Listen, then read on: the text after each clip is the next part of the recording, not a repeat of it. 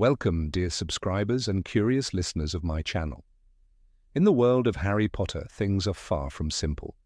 Characters we believe to be evil sometimes commit shockingly noble acts, and those who seem like the embodiment of good can turn out to be capable of cruelty or even betrayal.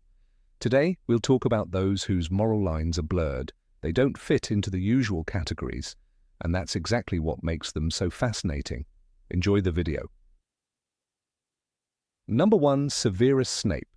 For a long time, Severus Snape seemed like an antagonist. His cold demeanor, fondness for the dark arts, and open hatred toward Harry all pointed to him being on the wrong side. But the truth was far more complex and painful. Snape became a double agent for Voldemort purely out of love for Lily Potter. He was cruel, resentful, and vindictive, but he also saved Harry at critical moments, delivered the sword of Gryffindor, and revealed the final secret needed to defeat the Dark Lord. He was a man torn between pain, guilt, love, and sacrifice. Always a single word that became the symbol of the saga's most tragic and beautiful love. Number 2. Narcissa Malfoy. Narcissa wasn't a Death Eater, but she wasn't a hero either. Born into the Black family, she was raised to believe in pure blood superiority, yet family always mattered more to her than ideology. At a moment when the fate of magical Britain hung on a single lie, she didn't hesitate. In the forest, when Voldemort tried once more to kill Harry, it was Narcissa who leaned over his body and asked one quiet, terrifying question. "Is Draco alive?" Hearing that he was, she lied to the Dark Lord, telling him Harry was dead. In that moment, she didn't just save a boy, she saved the entire wizarding world. Number 3. Hermione Granger. Hermione is the conscience of the Golden Trio, but her moral choices sometimes raise troubling questions. Yes, she fights for good, but she can be so certain of her own righteousness that she crosses boundaries. She kidnaps Rita Skeeter and keeps her locked up, casts a brutal jinx on Marietta Edgecombe that brands her face with the word sneak, and erases Death Eater's memories in a cafe without a second thought. Her actions aren't always ethical, but her sincere pursuit of justice still makes her one of the most complex and vivid characters in the series. Number 4. James Potter. We're used to seeing James as a hero, brave, noble, ready to die for his friends. But young James was far from ideal. Remember the scene where he humiliates Snape in front of the entire school. Arrogance, abuse of power, and disregard for another's dignity. He matured, became a father and a fighter against Voldemort, but the shadow of his teenage cruelty still lingers. James is a reminder that even heroes can be wrong, and that it's the conscious choice to change that makes someone truly worthy of remembrance. Number 5. Merope Gaunt. Merope's story is a tragedy, one with little evil but much despair and a shattered soul. Daughter of the monstrous Morphin Gaunt, raised in fear and humiliation, she had no idea what love really was. She used a love potion to bind Tom Riddle to her and conceived a child, Voldemort. When the potion wore off, Tom left, and Merope died during childbirth, leaving her son in an orphanage. Her act wasn't villainy, it was a cry for help from a broken woman trying to escape her hell, only to drag someone else into it. Unforgivable, perhaps, but not damnable. Number 6. Draco Malfoy. Malfoy was more than a school bully. He was a teenager thrust onto the front lines of a war by his family and ideology. In The Half-Blood Prince, he's ordered to kill Dumbledore, a command that becomes his personal torment. He can't do it. He's scared. He weakens, and in that he becomes human. Later, in Deathly Hallows, he lies to Bellatrix to protect Harry, and in the future, he raises his son Scorpius free of prejudice. Draco's story proves that not every villain's child is doomed to follow in his father's footsteps. Number 7. Percy Weasley. Percy always wanted to be proper. He was proud of his job, wore his prefect badge like a general's medal, and believed service to the ministry was the highest calling. But when the government began lying about Harry and Dumbledore, he turned his back on his family and walked away. Blind faith in the system and a hunger for recognition made him a traitor in the eyes of his siblings. And yet, in the crucial moment, Percy came back. He fought in the Battle of Hogwarts and wept at Fred's death. His remorse was genuine, and with it comes hope that even the most stubborn hearts can change. Number 8. Alastor, Mad-Eye, Moody. Alastor, Mad-Eye. Moody was a war veteran carved from paranoia. With his spinning magical eye and scarred face, he stalked through the wizarding world like a man forever expecting an ambush. And often he was right. He taught young wizards about the unforgivable curses by casting them on a spider, his voice calm, his eye wild. "You need to know what you're up against," he growled. That lesson stayed with them. He believed fear could save lives, but he also believed trust could get you killed. That belief kept him alive and kept others at a distance. Even his catchphrase, constant vigilance, sounded more like a warning than advice. Moody saw plots everywhere. He even turned his own home into a trap-riddled bunker. But when it mattered, he didn't hesitate. He led the mission to move Harry from Privet Drive. He died protecting him. The real Moody might have frightened more than he comforted, but his loyalty was unshakable. He wasn't warm, he wasn't gentle, but he stood between the innocent and the dark, and never looked away. That's what made him a hero wrapped in roughness. Number 9. Xenophilius Lovegood. Xenophilius Lovegood was never ordinary. With wild white hair and spinning dirigible plum earrings, he published The Quibbler and raised his daughter Luna to see magic through wonder, not fear. He believed in Nargles, crumple-horned Snorkax, and Harry Potter. But war changes people. When Death Eaters took Luna, Xenophilius broke. "They took my Luna," he whispered, shaking. So he did the unthinkable. He betrayed Harry. He sent an owl to the ministry and stalled the trio with tea and nervous glances. It was desperation, not hatred, but it almost cost Harry his life. He knew the stakes. He knew who Voldemort was, but he was a father. And when you're a father, right and wrong blur in the shadow of your child's safety. That's what makes Xenophilius so tragic. Not evil, not good, just a man cornered by grief and terror. His story shows that even the kindest hearts can break in dark times, and sometimes the hardest choice is not between good and bad, but between two kinds of pain. Number 10. Horace Slughorn. Horace Slughorn was a collector of people. He smiled, told stories, poured wine, but always with an eye for talent. He surrounded himself with students who dazzled. Lily Evans for her brilliance, Regulus Black for his name, and Tom Riddle for his charm. Slughorn gave Tom the most dangerous gift of all, knowledge. In a quiet office, under soft lamplight, he explained the theory of Horcruxes. "Well, you must understand that the soul is supposed to remain intact and whole," he said. And then, looking uneasy, he added, "To split it is an act of violation." He knew he had made a mistake, and he buried it. Years later, Dumbledore asked him for the truth. Slughorn refused. "Don't think badly of me when you see it," he told Harry, before giving up the real memory. It wasn't cowardice anymore, it was shame, but shame didn't stop him from returning to Hogwarts. When the final battle came, Slughorn didn't hide. He fought beside McGonagall and Kingsley. He duelled Voldemort himself. The very student he once admired had become a monster. And Horace stood against him, not as a teacher, but as a man finally willing to fix what he had helped break. Slughorn wasn't evil. He was vain, selective, and afraid. But he chose the right side. He admitted the truth. He stayed and fought. That's what makes him so human. He reminds us that weakness doesn't have to define you. What matters is what you do when the moment demands courage. Number 11, Cornelius Fudge. Cornelius Fudge didn't wear a dark cloak or cast deadly spells. His weapon was denial. When Harry stood in the ministry and declared that Voldemort had returned, Fudge turned pale.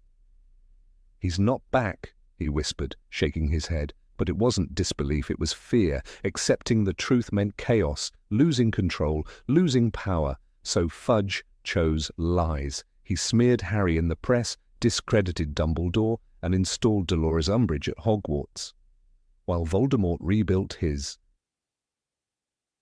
army. The Minister of Magic buried the truth under reports and speeches. He didn't want death. He wanted order.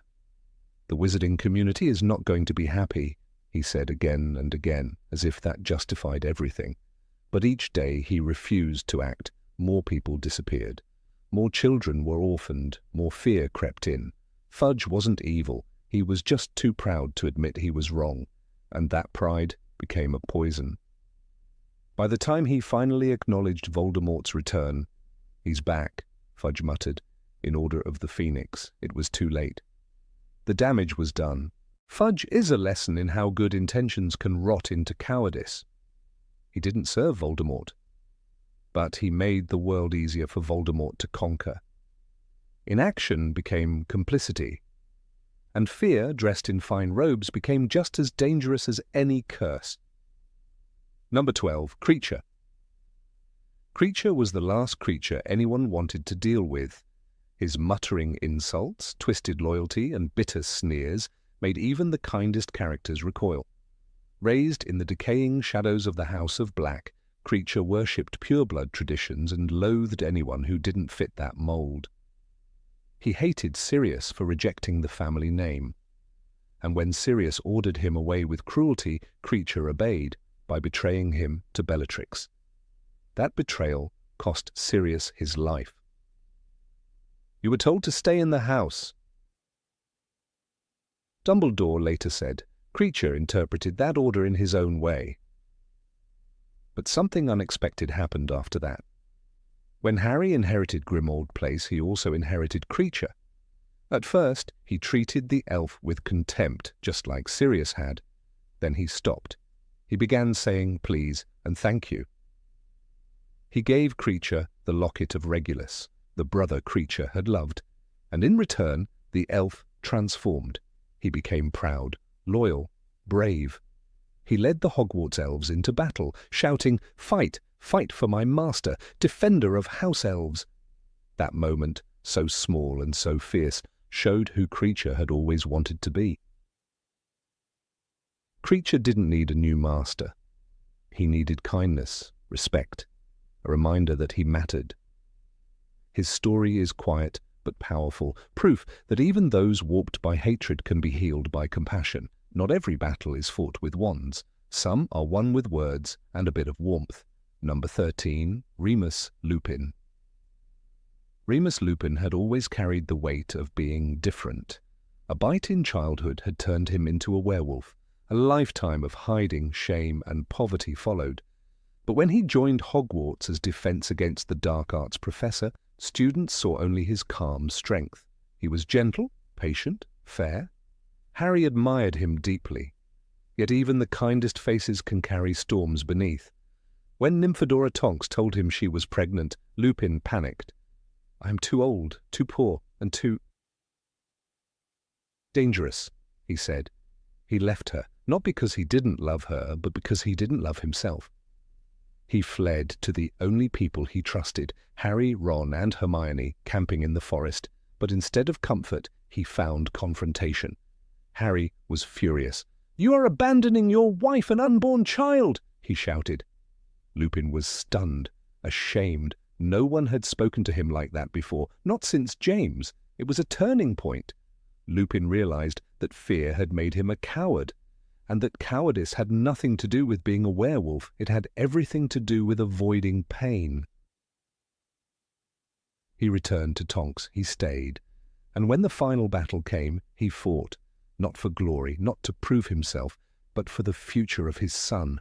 When Harry later saw Lupin's ghost beside Tonks in the Forbidden Forest, the man who had once run from fatherhood now stood ready to walk with Harry into death. "You'll stay with me?" Harry asked. Lupin answered, "Until the very end." His words were soft, steady, and filled with peace. It was the voice of someone who had finally forgiven himself. Remus Lupin's greatest battle was never against the moon. It was against his own belief that he wasn't worthy of love. He made mistakes. He hurt those he cared about, but he also changed. He returned. He fought. He died not as a monster, not as a broken man, but as a father and a friend. His story is not perfect, but it is honest. And that makes it unforgettable. Number 14, Albus Dumbledore. Albus Dumbledore was never just a wise old man with twinkling eyes. Behind the half-moon glasses and calm voice stood a strategist who made decisions not with his heart, but with cold logic.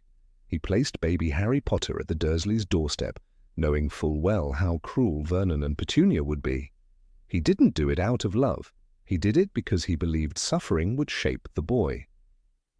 "You are protected, in short, by your ability to love," Dumbledore told Harry later.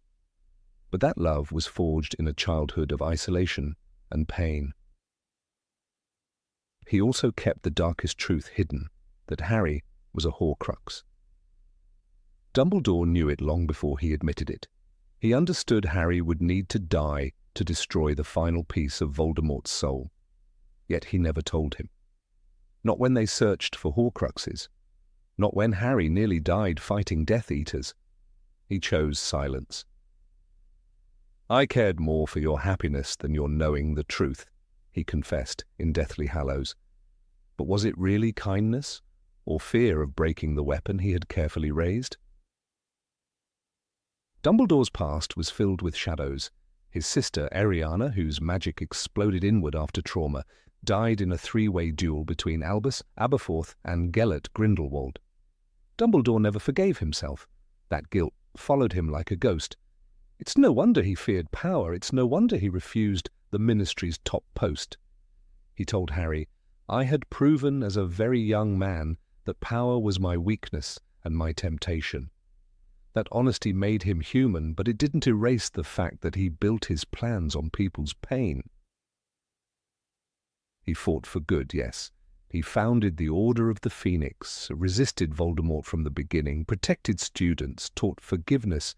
But Dumbledore was not a saint. He was a man who sent others into fire because he'd already walked through his own. In the end, he begged Snape to kill him, not to avoid pain, but to protect Draco's soul. And still he left Harry to figure out the final truth alone. That is the tragedy of Dumbledore, a man who believed in love but relied on sacrifice. Number 15, Peter Pettigrew. Peter Pettigrew once hid beneath the floorboards of the wizarding world, forgotten by all but the haunted few who remembered what had been lost the night James and Lily Potter died.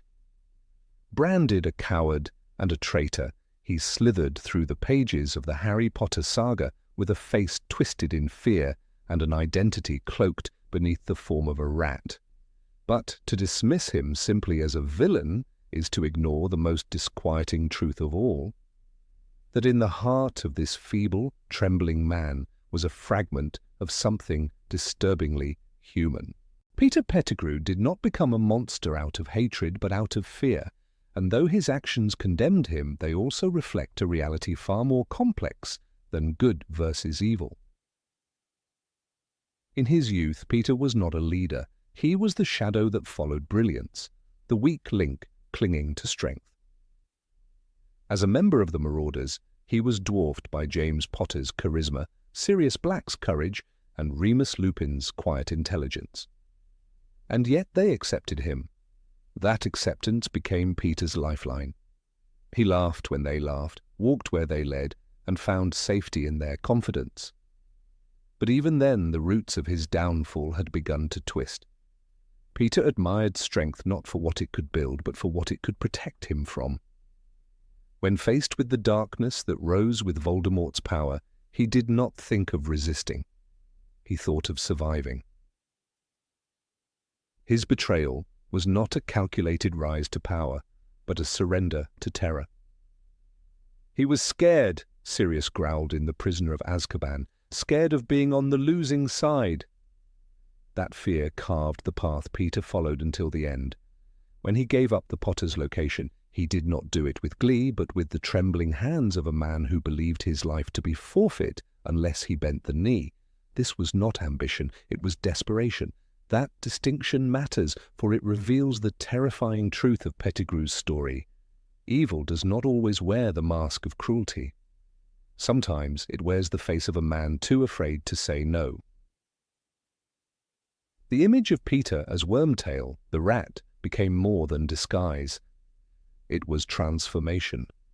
As Scabbers, he curled into the folds of Ron Weasley's life, gnawing cheese, trembling at loud noises, hiding from cats. For 12 years, he lived in self-inflicted punishment, not because he was innocent, but because he couldn't bear to be known. What kind of man chooses to live as vermin rather than face the consequences of his actions? A man whose soul is eroded not by a singular crime, but by years of cowardice, inch by inch, bite by bite. When Sirius escaped Azkaban and the truth came unravelled, Pettigrew's confrontation in the shrieking shack exposed more than a traitor. It exposed a man who had no idea who he was without someone to follow. He begged, whined, grovelled. "I was your rat," he cried. But beneath that pathetic plea was a darker confession. He had no moral compass of his own. His choices were always reflections of someone else's strength. First James, then Voldemort, then anyone who would spare his life. When Harry chose to let him live, it wasn't mercy Peter deserved, but Harry's decision nonetheless placed a weight upon his soul. A life spared is a debt, and Pettigrew knew it. The mark of Voldemort burned upon his arm like a curse and a brand. When he returned to serve the Dark Lord, Peter was rewarded with a silver hand, powerful, smooth, and deadly. "May your loyalty never waver again," Voldemort had said. The hand was a gift, but it was also a chain. It bound Peter not to honour, but to fear once more. The magic within it responded not to his mind, but to his heart.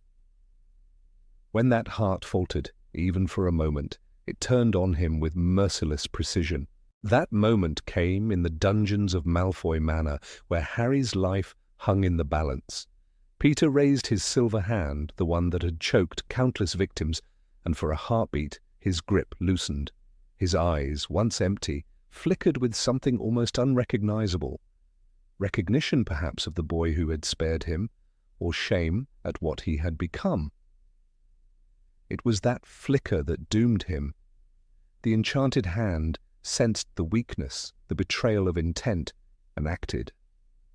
The silver fingers closed around his own throat, the book says, and Peter Pettigrew was dead. He died not by Voldemort's order or Harry's wand, but by the judgment of his own magical limb, a grim execution for a single act of humanity. And yet that moment matters. That single decision, that pause in cruelty, was the first and last thing Peter did for someone else without seeking personal gain. It wasn't enough to redeem him. It didn't bring back the Potters or erase his betrayal, but it cracked open the notion that some part of Peter Pettigrew still remembered who he had been before fear consumed him. In a world where the line between good and evil is often drawn with sharp clarity, Peter stood trembling on its edge, swaying with every gust of fear and hope. This complexity is what makes his character so unsettling. Unlike Voldemort, who chose evil with clarity and purpose, or Snape, who walked the knife's edge between hatred and love, Peter lacked conviction entirely. He was never powerful enough to be a Dark Lord, nor noble enough to be a martyr. His tragedy lies not in what he did, but in what he failed to become. Surrounded by greatness, he became the cautionary tale, the boy who wanted to be safe and ended up hollow. Number 16, Aberforth Dumbledore. Aberforth Dumbledore was never one for grand speeches, grand plans, or grand dreams. While his brother Albus dazzled the world with his intellect and charmed it with his leadership, Aberforth quietly tended goats and kept to himself in the shadowy corner of Hogsmeade. The contrast between the brothers was striking, not just in appearance, but in philosophy. Where Albus dreamed of transforming the world, Aberforth was rooted in a painful past, one he never forgot, never forgave, and never tried to reinterpret for the sake of history. His moral ambiguity lies not in dark deeds or secret ambitions, but in his refusal to sugarcoat reality and his unflinching commitment to what he believed was truly important. In his youth, Aberforth was described as blunt and often angry, emotions that seemed to spring from his powerlessness during the darkest times of his family's life. Ariana Dumbledore, their younger sister, was a fragile soul, damaged by a cruel encounter with Muggle boys who attacked her for using magic. Aberforth, unlike Albus, never turned his pain into intellectual pursuit or political ideology. He stayed close, watched over her, fed her, cared for her. When their mother, Kendra, died in a tragic, magical accident during one of Ariana's episodes, it was Aberforth who remained grounded, while Albus's dreams of a global wizarding revolution began to rise. The moral fracture between the brothers reached its peak when Albus formed a close bond with Gellert Grindelwald. In Aberforth's eyes, Grindelwald was dangerous, not just because of his ideas about wizarding supremacy, but because of what he represented to Albus, a chance to escape responsibility. Albus had always been the golden boy, and Grindelwald gave him a way to imagine a future unburdened by his sister, a future of brilliance and power. Aberforth saw through it. He confronted them, and the confrontation led to tragedy. Ariana died in the crossfire of a three-way duel, and no one ever knew whose curse had struck her down. Aberforth never forgave Albus. You gave her everything except what she needed. He once told him, not in the book's words, but in every glance and silence that followed between the two for decades. Aberforth's bitterness wasn't cruelty, it was honesty. He carried his guilt like a shield and used it to protect the truth. He knew that grand dreams can come at terrible costs. Unlike Albus, he did not believe in the ends justifying the means. He never joined the ministry, never pursued titles, and avoided even the Order of the Phoenix until it was necessary. Yet when the world reached its darkest hour, it was Aberforth, not Albus, who provided shelter. In Harry Potter and the Deathly Hallows, it was he who helped Harry, Ron, and Hermione through the secret passageway into Hogwarts. It was his connection to Neville Longbottom, not a Dumbledore speech or prophecy, that gave the Resistance a chance to rise. His bar, the Hog's Head Inn, was a reflection of Aberforth's soul, dark, cluttered, unpolished, and filled with things others would rather not see. And yet it was a place of refuge. When the trio apparated into Hogsmeade and triggered the caterwauling charm, it was Aberforth who saved them, using a Patronus to drive off the Death Eaters. He led them into safety, fed them, and asked them the most human, most grounding question in the book. Are you planning to follow my brother's orders, or are you going to think for yourself? That line cut through the mythology of Albus Dumbledore like a blade. It reminded the reader that even the most revered leaders can be flawed, and that even the bitterest skeptics can be right. Aberforth's relationship with Harry was equally layered. He didn't see Harry as a savior or a symbol, but as a boy dangerously manipulated by the legacy of Albus. My brother sacrificed a lot of lives for the so-called greater good, Aberforth said. He taught you to value the big picture at the expense of the small. This was not just a critique of Albus, but a challenge to Harry's own beliefs. And yet Aberforth, despite all this cynicism, helped them anyway. He didn't trust the plan, he didn't believe in glory, but he believed in family, in doing what little one can. He was the man who kept the door open when it would have been easier to keep it shut. Throughout the series, Aberforth remains a reminder that morality isn't always wrapped in silk robes and grand ideals. It's often coarse, unglamorous, and painful. He is not heroic in the traditional sense. He doesn't lead armies or deliver rousing speeches. But when it mattered, he was there. He was there when Ariana needed him, there when Harry was hunted, and there when Hogwarts became a battleground, he never asked for recognition, he simply did what was needed. In contrast to Albus's grand legacy, Aberforth left behind something quieter but perhaps more enduring, a moral compass unswayed by grandeur. Albus told Harry, "Do not pity the dead, Harry, pity the living, and above all, those who live without love." But Aberforth lived without illusions, and his love, however gruff, was real. He didn't need pity. He needed to be seen for what he truly was, the brother who stayed behind, the man who never forgot the cost of ambition. His love for Ariana defined his life. He never married, never had a family of his own, because a part of him remained frozen in that tragic past. Yet he didn't crumble. He survived. That survival, too, was a quiet form of heroism. He never tried to rewrite history, never sought redemption in the eyes of others, but lived his truth. That is why his presence in the final book is so powerful. He represents the price of Albus's genius, the collateral damage of greatness. Number 17, Minerva McGonagall. Of all the professors at Hogwarts, none commanded more instant respect or fear than Professor Minerva McGonagall. Her presence alone was enough to silence an entire room, her gaze capable of freezing even the boldest of students mid-sentence. She stood tall, unbending, wrapped in tartan robes and a demeanour that brooked no nonsense. Yet beneath that formidable exterior lay a woman far more complex than many realized. Her moral compass, though seemingly aligned with justice and order, had more nuance than most dared to acknowledge. Just like Albus Dumbledore, McGonagall sometimes chose strategy over ethics, loyalty over righteousness, and discipline over empathy. She was never the type to question Dumbledore publicly. When the headmaster made decisions that danced along the edge of danger, Minerva stood behind him, not always because she agreed, but because she trusted his vision.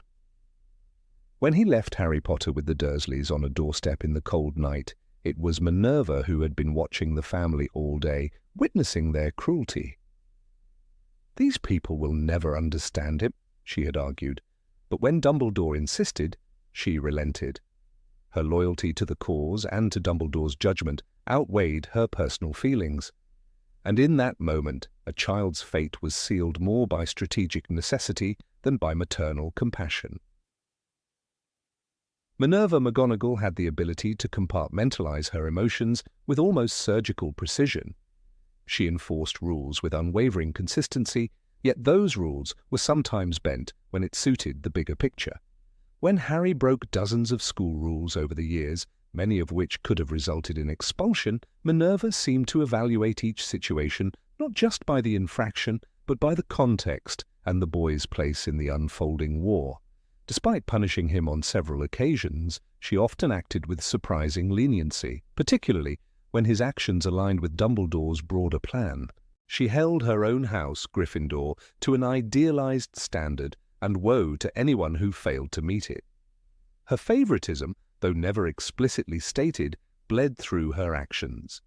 Neville Longbottom, often a nervous wreck in class, rarely received the patience that Minerva seemed to reserve for students like Hermione Granger or Harry.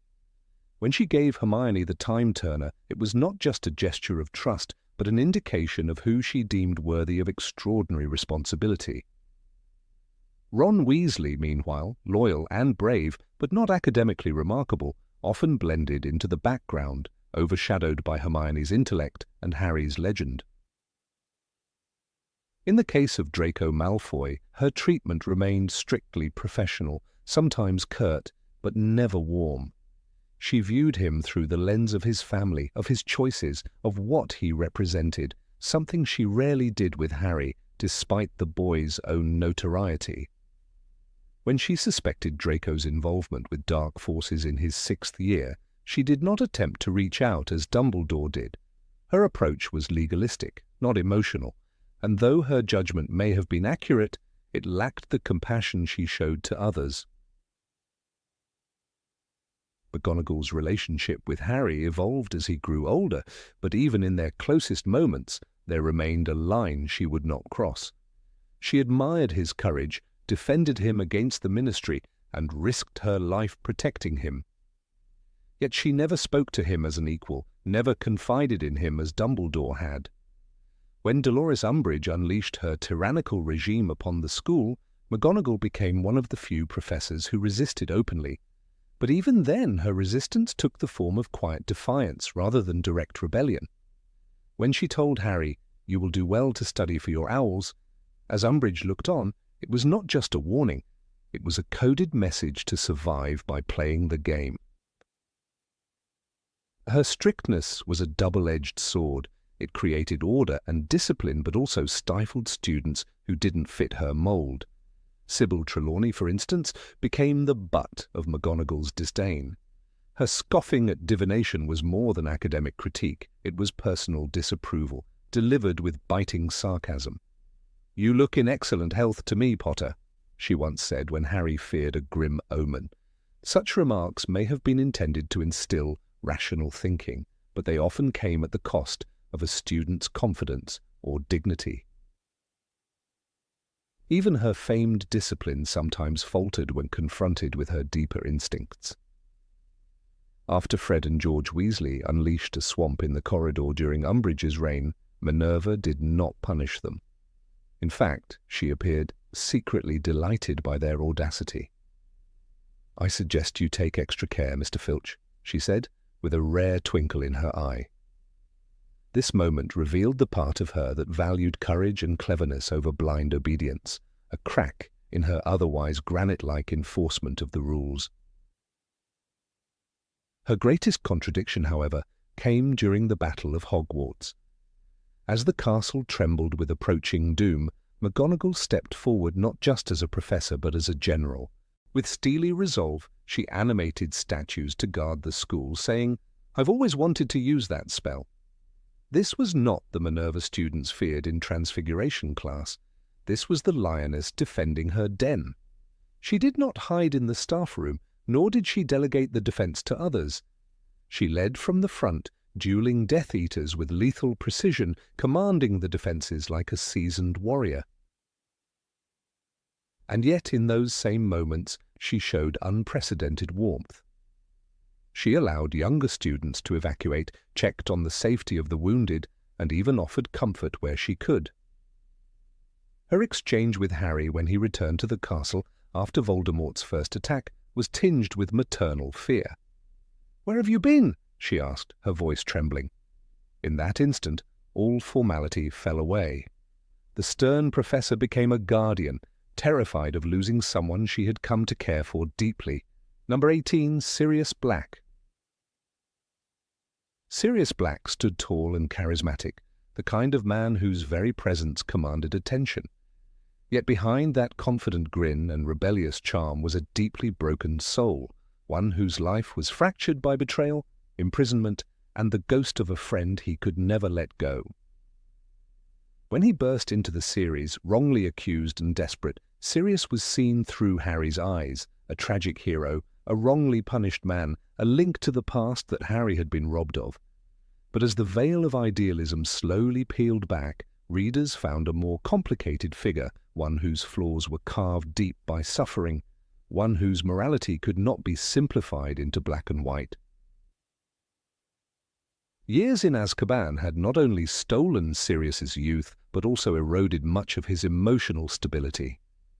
The Sirius who emerged from behind those cold prison bars was not the same man who had once roared with laughter alongside James Potter, who had danced at weddings and duelled for fun. He was paranoid, impulsive, and prone to outbursts that often undermined his better judgment. In the Order of the Phoenix, his behavior veered dangerously close to recklessness.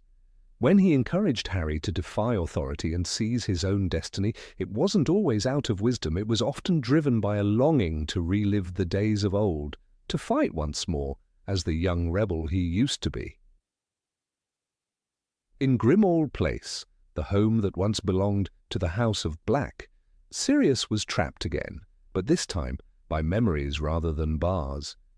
He wandered those halls like a ghost, reliving his youth, not with nostalgia, but with bitterness. The home represented everything he had tried to escape as a teenager: blood purity, oppression, emotional coldness. Yet he was back, confined in the very place he once fled from, and that confinement fed his resentment. His days were filled with waiting, with watching others act while he remained still, and that stillness poisoned his spirit further. "I'm as good as useless," he muttered bitterly in Order of the Phoenix, a line that said more than he perhaps intended. The pain of his past made Sirius emotionally volatile. While he cared deeply for Harry, his care was not always constructive. Sirius projected onto him not only the image of James, but also the life that Sirius himself had lost. This projection blurred the lines between mentorship and misplaced nostalgia. When he pushed Harry to act defiantly, it wasn't always because he believed it was right. It was because he saw a spark of James and couldn't resist the temptation to relive their shared glory. "You're less like your father than I thought," he snapped when Harry voiced caution, revealing his disappointment not in Harry's reasoning, but in the absence of James's daredevilry. There were moments when Sirius forgot that Harry was still a child, unprepared to shoulder the burdens of war. During their conversations, he often spoke to Harry as if he were an equal in the Order, not a teenager still grappling with trauma and confusion. In Goblet of Fire, when Sirius encouraged Harry to meet with him in Hogsmeade despite the risks, it was not an act of mentorship, it was an act of desperation, of someone clinging to connection no matter the cost. This inability to separate his past from the present made Sirius a dangerous influence at times, even if his intentions were drenched in love. Perhaps the most damning illustration of Sirius's moral ambiguity lies in his treatment of Kreacher. The house-elf, broken and cruel, mirrored the values of the old black family that Sirius loathed. But instead of rising above that legacy, Sirius sank into it. He hurled insults at Kreacher, treating him not just with disdain, but with hatred. "Get out, you filthy little—" he spat more than once. This contempt, rooted in years of justified bitterness, blinded Sirius to Kreacher's pain and loneliness. And that blindness proved fatal, for it was Kreacher's betrayal, driven in part by Sirius's cruelty, that led to the ambush at the Department of Mysteries. When Kreacher lured Harry to the Ministry by lying about Sirius's whereabouts, he exploited the very desperation that Sirius had unintentionally encouraged. By constantly warning Harry that no one else truly understood him, by feeding his suspicion of authority, Sirius created a dangerous dynamic in which Harry's instincts overrode logic. The tragedy that unfolded, the duel, the prophecy, the veil, was not solely Kreacher's doing. It was the result of a chain of emotional miscalculations, and Sirius's own inability to adapt to the present played a significant role. His relationship with Severus Snape added another layer to the complexity of Sirius's character. Long after school ended, Sirius harbored a seething hatred for Snape, refusing to see him as anything but the boy he once tormented. In Order of the Phoenix, their confrontations were laced with venom. When Molly Weasley reprimanded Sirius for encouraging dangerous behavior in Harry, he responded not with humility but with deflection, turning his ire on Snape. "Snape's never missed an opportunity to humiliate me," he said, as if the past excused his present grudges. That inability to forgive, even for the greater good, underscored how deeply his trauma had frozen parts of his growth. Yet for all his flaws, Sirius was not a villain. He was a man who loved with rare intensity. His loyalty to James was unshakable, even in the face of death. When he was framed for the Potter's betrayal, he didn't flee. He hunted down Peter Pettigrew, fully prepared to sacrifice his freedom in the pursuit of justice. That loyalty, however misguided at times, was the fire at the core of Sirius's soul. It was what sustained him in Azkaban, what pushed him to break out when he discovered Harry was in danger, and what led him to fight for the Order despite his deep-seated anger at the world. He gave Harry the gift of family, even if imperfectly. "You'll stay with me now," he promised in Prisoner of Azkaban, his eyes filled with longing. That promise was never fulfilled, but it lingered as a symbol of the hope Sirius represented. In a world that had taken so much from Harry, Sirius offered belonging, history, and love. But that same love was tainted by Sirius's own inability to move forward. He didn't just want to be Harry's godfather, he wanted to rewrite the past, to reclaim a life that had been stolen, and in doing so, he sometimes risked Harry's emotional well-being for his own healing. Sirius's recklessness came to a head in the battle at the Department of Mysteries. Dueling alongside Harry, shouting with adrenaline, he appeared almost joyful, a man reborn in the chaos of combat. But it was that same impulsiveness that led to his death. Bellatrix Lestrange, his cousin, and the embodiment of everything he despised, struck him down. He fell through the veil, not screaming, not flailing, but laughing, as if, in his final moment, he had finally reclaimed a fragment of the life he once lived. That moment, poetic and tragic, encapsulated Sirius perfectly, passionate, doomed, and reckless to the end. The tragedy of Sirius Black lies not in his death, but in what he never had the chance to become. He never got to live freely, never got to raise Harry or prove to the world that he was more than a fugitive. He was suspended in time, caught between the boy he had been and the man he never truly became. His story was one of lost potential, of a heart that wanted to guide but could only relive. He fought for the light, but his soul was always shaded by the darkness that had been forced upon him. His story stands in contrast to other adult figures in Harry's life. Remus Lupin, despite his own tragic arc, offered measured guidance and emotional restraint. Even Dumbledore, with all his secrets, managed to act with a long-term vision. But Sirius, in contrast, was immediate, emotional, impulsive, human. That humanity endeared him to readers, but it also created rifts in his relationships, especially with those who needed steadiness. He didn't have the tools to be a true guardian, and that failure haunted his every decision. In many ways, Sirius was a man ahead of his time. He rejected the pure-blood ideology of his family, ran away to the Potters, and chose love over legacy. But the wizarding world did not reward his idealism. Instead, it punished him, first with wrongful imprisonment, then with suspicion, and finally with a death that went unacknowledged by the wider public. He died a wanted man, labelled a traitor by many, his heroism known only to a select few. And that anonymity made his sacrifice all the more profound. Despite everything, Sirius remained a symbol of resistance. He stood up against Voldemort not for glory, but because it was right. Even when locked away in Grimmauld Place, he offered what he could: wisdom, shelter, affection. He opened his home to the Order, returned to a place he hated for a cause he believed in. That sacrifice, quiet, painful, and often unthanked, reveals the core of who he was. Not a perfect man, not a flawless mentor, but a soldier of the light nonetheless. His impact on Harry's life cannot be overstated. He gave the boy a glimpse of the family he could have had, and that glimpse, brief though it was, became a cornerstone of Harry's emotional resilience. Harry clung to Sirius's memory, summoned his presence with the Resurrection Stone, and named his firstborn after him. These acts of remembrance weren't just tributes to a fallen hero. They were acknowledgments of the flawed, brilliant, loving man who tried, despite everything, to be something good. Sirius Black was never simple. He was a prism of contradiction, brave and reckless, loving and selfish, strong and broken, and in that complexity he became real, not a myth, not a perfect martyr, but a man shaped by pain and longing. The choices he made were not always right, but they were deeply human, and that perhaps is why his story resonates so powerfully.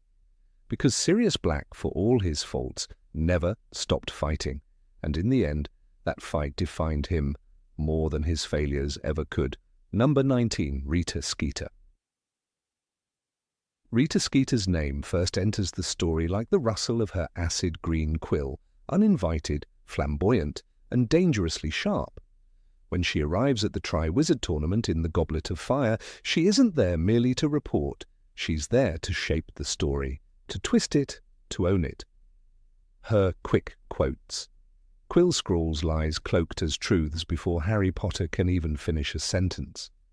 Harry's eyes filled with tears as he spoke of his parents, the article falsely claims, setting the tone for a career not of journalism but of manipulation. And yet, despite the fabrications and the deeply unethical choices, Rita Skeeter remains a character that lingers in moral grey.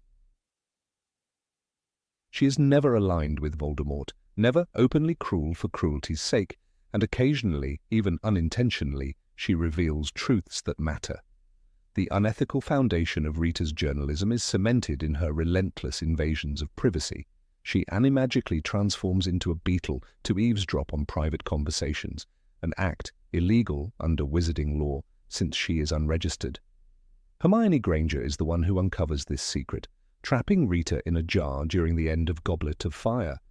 But before Hermione exposes her, Rita has already infiltrated some of the most intimate corners of people's lives. She slanders Hagrid's half-giant heritage, humiliates him publicly, and causes him to retreat from teaching.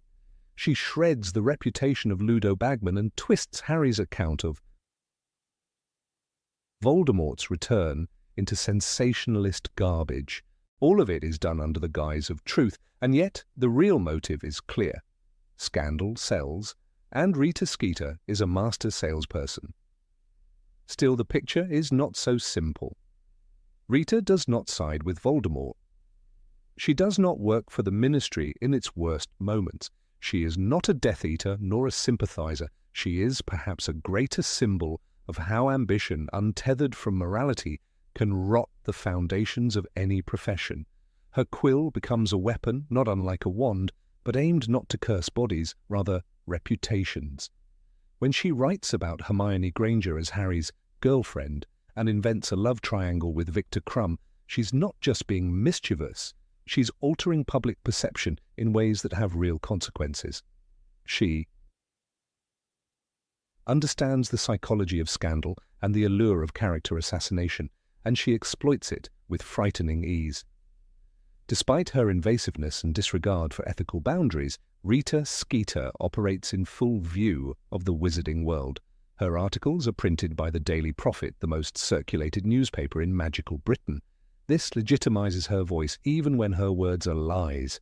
It also makes her a creature of the system, not an outsider. She doesn't break the system, she thrives in it. She understands that the line between fact and fiction is thin in journalism, and she dances across it without remorse. When Hermione confronts her, she doesn't deny her tactics. She defends them, implying that the truth is not the goal, but reader engagement. People want to read the dirt, she might as well have said. And she's right. Her stories are read, shared, and believed. Rita's character challenges us to ask, what is more dangerous, a Death Eater who operates in darkness, or a writer who spreads misinformation in daylight? One uses the Cruciatus Curse, the other uses a pen. And yet the damage in some cases can be equally lasting. When Hagrid is outed as a half-giant, the public recoil is instant. Parents protest his presence at Hogwarts. Children whisper behind his back. It takes weeks of persuasion to bring him back, a redemption for which Rita is never held accountable. Her lies don't just harm, they exile, isolate, and silence. She doesn't cast curses, but she creates social consequences that function like them. And yet, when the stakes shift and the war begins to rise again, Rita does not take the easy path. She does not flee the country. She does not publish propaganda in favor of Voldemort. In the Deathly Hallows, she pens a scandalous biography of Albus Dumbledore titled The Life and Lies of Albus Dumbledore. Its content is damning. She dredges up the past, questions Dumbledore's allegiance to Muggle equality, exposes his teenage friendship with Gellert Grindelwald, and even speaks to Bathilda Bagshot to gather lurid anecdotes. And while many see this book as a betrayal, for Harry Potter it becomes an accidental gift. Through Rita's digging, however cruel, he uncovers truths about Dumbledore that shape his understanding of the mission ahead. The duality of Rita's work is impossible to ignore. Her biography of Dumbledore is riddled with sensationalism and bias, but buried in it are fragments of truth. It reveals Dumbledore's past alliance with Grindelwald and hints at his inner turmoil, his guilt, and his secrets. These elements, once pieced together, help Harry recognize the complexity of the man he once idolized blindly. Rita's book, though not meant to help Harry, ends up playing a crucial role in his emotional and moral preparation for the final confrontation. She does not write to help him, but help him she does. It's in this paradox that Rita Skeeter earns her place as a morally ambiguous figure. Her motives are personal gain and professional fame, not truth or justice. But in seeking to expose and humiliate, she sometimes uncovers things that ought to be known. The wizarding world, especially under the regime of the Ministry, has always hidden behind appearances. Rita tears down those facades not to improve society, but to sell papers. And yet the result is the same. The secrets come out. Even if it's done the wrong way, the information arrives. The tragedy lies in how much potential Rita wastes. With her intelligence, cunning, and access, she could have been a true investigative journalist, a force for accountability. Instead, she lets ambition override ethics. She becomes a portrait of what happens when integrity is sacrificed for notoriety. The truth is not sacred to her, it is malleable, a tool, but even tools, when mishandled, can strike true. Rita may never be trustworthy, but she is never irrelevant. Her presence alters the course of events, whether the heroes like it or not. Hermione Granger, always a champion of justice and fairness, is the only character who effectively neutralizes Rita. By capturing her in beetle form and threatening exposure, Hermione forces Rita to retreat from publishing for a time. "You're going to keep your quill to yourself, Skeeter," Hermione warns. This moment is more than a plot device. It's a symbolic confrontation between truth and manipulation, between the ethics of journalism and the chaos of gossip. And Hermione wins not through violence, but through cleverness, patience, and the very law Rita ignored. Rita re-emerges later, of course, with her book on Dumbledore. She's too bold to stay silent forever. But even in that act, she is a figure of contradiction. She publishes when others are afraid. She writes when the Ministry is falling apart. She feeds the public's thirst for knowledge, even as she poisons the well. When the truth is dangerous, Rita thrives. That makes her valuable and terrifying. She becomes a mirror to society's hunger for scandal, exposing not just the lives of others, but the collective appetite for destruction. One might wonder what Rita believes in, if anything. She does not seem to have allegiance to good or evil. She is not driven by ideology. Her loyalty is to the story. If it bleeds, it leads. That journalistic mantra becomes her creed. When she slanders Harry in the Daily Prophet, she is capitalizing on public doubt. When she humiliates Hermione, she is selling the fantasy of teenage love and betrayal. When she exposes Dumbledore, she is offering the public an icon to dismantle. She feeds on fame and fear in equal measure. Her character is not born out of villainy, but out of neglect. Neglect of principle, neglect of duty. She is what journalism becomes when it loses its soul, and yet she is undeniably effective. Her words reach farther than any spell. Her influence persists even when the truth does not. That is her power and her curse. She can move the masses, but she cannot be trusted. She can unveil secrets, but she taints them with lies. In this contradiction, she is both irrelevant and indispensable. When Harry looks through the life and lies of Albus Dumbledore, he is forced to reckon with a man he thought he knew. That discomfort, that confrontation with imperfection, is crucial to Harry's journey. It pushes him beyond blind faith. In a way, Rita achieves what no one else could. She makes Harry question his hero, and in doing so makes him stronger. That is not her intention, of course, but that is the result. Once again, Rita's poison acts like medicine. Even in her worst moments, Rita represents something essential. She is not evil, but she is reckless. She is not cruel, but she is indifferent to the harm she causes. Her moral ambiguity is not rooted in choice, but in absence, a void where empathy should be. And yet, she reflects a truth often ignored. Information is power, and power, in the wrong hands, is always dangerous. Rita doesn't crave control, she craves attention. But in seeking it, she often changes the course of events. The wizarding world tolerates Rita because it is complicit in her success. Her articles are read, her books are sold, her gossip is quoted. She is not an outcast, she is a celebrity. And that says more about the society she writes for than about her own ethics. Her popularity exposes the flaws of the magical media system, where drama is valued more than facts, and personality more than principle. Rita is not the disease, she is a symptom. In the end, Rita Skeeter stands as a cautionary tale, not because she sided with evil, but because she did not side with anything. Her neutrality is not noble, it is void. But even voids can echo. She never meant to help the heroes, but she did. She never meant to change the world, but she left her mark. Her legacy is a tangled web of lies and truths, and in that web we find a reflection not just of a journalist, but of a world that lets such journalists thrive. Number 20, Dolores Umbridge. Dolores Umbridge did not arrive at Hogwarts in a cloud of dark smoke, or with a serpent coiled around her shoulders. There were no flashes of green light, no shadowy figures in her wake. She wore pink. She smiled. She sipped tea from a kitten-covered cup. And yet, to many readers, she evoked a visceral reaction more intense than Lord Voldemort himself. For Voldemort never pretended to be good. Dolores Umbridge, on the other hand, believed herself to be the very embodiment of righteousness. Her tyranny came not from dark magic, but from an absolute and unwavering faith in bureaucracy, order, and the Ministry of Magic. Her evil was not the chaos of the Dark Lord, but the suffocating order of totalitarian control, cloaked in lace and politeness. When she first appeared in Harry Potter and the Order of the Phoenix, seated stiffly next to Dumbledore during the Hogwarts welcoming feast, her voice was high-pitched, breathy, and little girlish.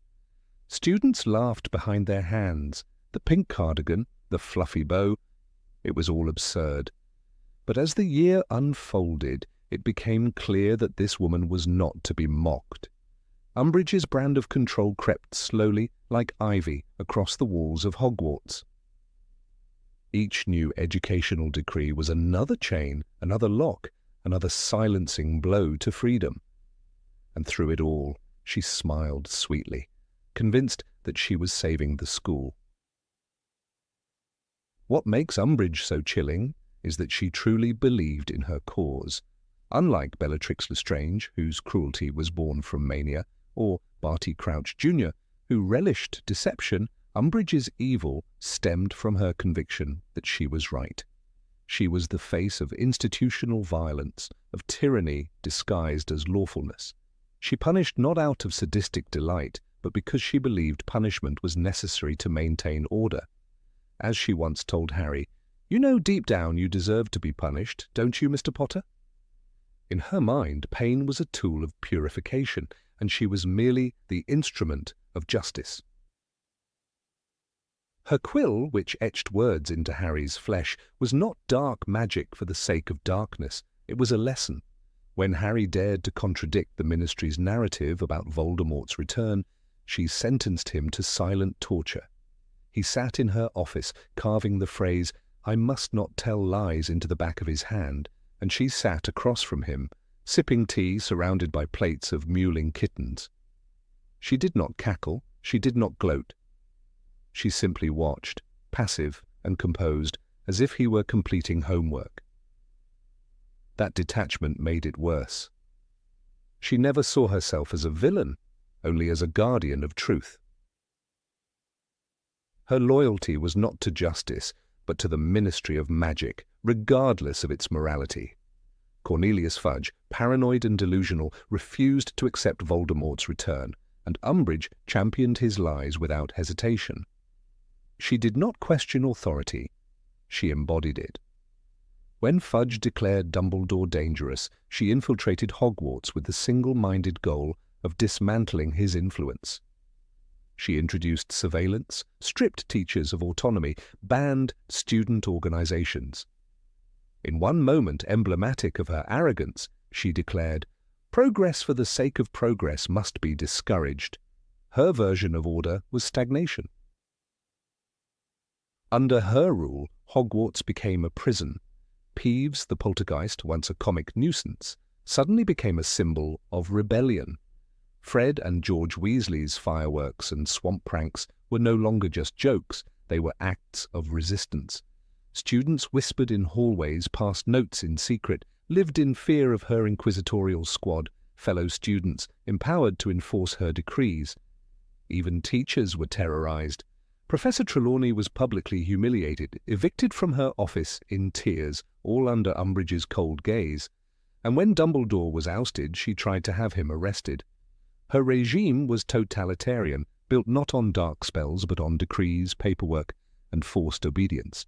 It would be easy to label Umbridge as simply cruel, but her cruelty was methodical, systemic, and always justified by a warped sense of duty. She targeted undesirables with particular glee, centaurs, half-giants, muggle-borns. Her racism wasn't wild or impassioned like that of the Death Eaters. It was quiet, polite, institutional. She regarded magical creatures as inferior by nature, and she wielded her position to oppress them. When she interrogated muggle-born witches and wizards at the Ministry, she wore Slytherin's locket, a Horcrux, around her neck. Though unaware of its true nature, she was drawn to it instinctively, as if her soul resonated with its dark energy. Yet Umbridge was not a Death Eater. She never joined Voldemort's ranks. In fact, she feared him. She represented a different kind of evil, one that does not come with a skull mask but with legal credentials. While Voldemort sought to overthrow the Ministry, she was the Ministry. In the Deathly Hallows, she led the Muggle-born Registration Commission, sending innocent witches and wizards to Azkaban simply for their blood. She did not cast the killing curse. She did not torture with the Cruciatus. She used parchment, quills, and hearings. She asked polite questions, documented answers, and destroyed lives. It was tyranny by bureaucracy. One of her most insidious traits was her ability to justify every action. When Hermione tricked her into entering the Forbidden Forest in search of a weapon Dumbledore was supposedly hiding, Umbridge revealed her deepest beliefs. She referred to centaurs as filthy half-breeds and shouted at them to obey the laws of the Ministry. Even in the face of overwhelming danger, she did not question her authority. She could not conceive of a world where the Ministry was not in control. That unshakable belief that the government is always right made her blind to the pain she inflicted and deaf to the truth. Her legacy is terrifying, not because she failed, but because she could have succeeded. If Voldemort had never returned, if Fudge had maintained power, if the truth had stayed buried, Dolores Umbridge would have climbed higher. She would have reshaped the wizarding world in her image, one of obedience, silence, and surveillance. The fact that she was never truly punished, she returned to the Ministry after the war, underscores a bleak truth. The system she represented was not destroyed, it simply changed hands. Umbridge's pink cardigan and tea sets are not mere quirks. They are symbols of her duplicity. She hides behind them, masking cruelty with civility. Her office, with its kitten plates and floral decor, is not a sanctuary. It is a dollhouse of control. Harry felt it instinctively. It was as though the kittens on the plates had been drugged. They were too sleepy and soft and sickly sweet. There is no warmth in her pink, only poison in sugar. Her rise to power also speaks volumes about how evil can exploit fear. Fudge feared Dumbledore and the chaos that truth would bring. So he sent Umbridge to silence dissent, to enforce a narrative. She thrived in that atmosphere. She did not need imperious curses or armies. She needed only permission. And once granted authority, she expanded it relentlessly. Her decrees were not challenged because she cloaked them in legality. She turned rules into weapons, laws into shackles. Even the Order of the Phoenix struggled against her.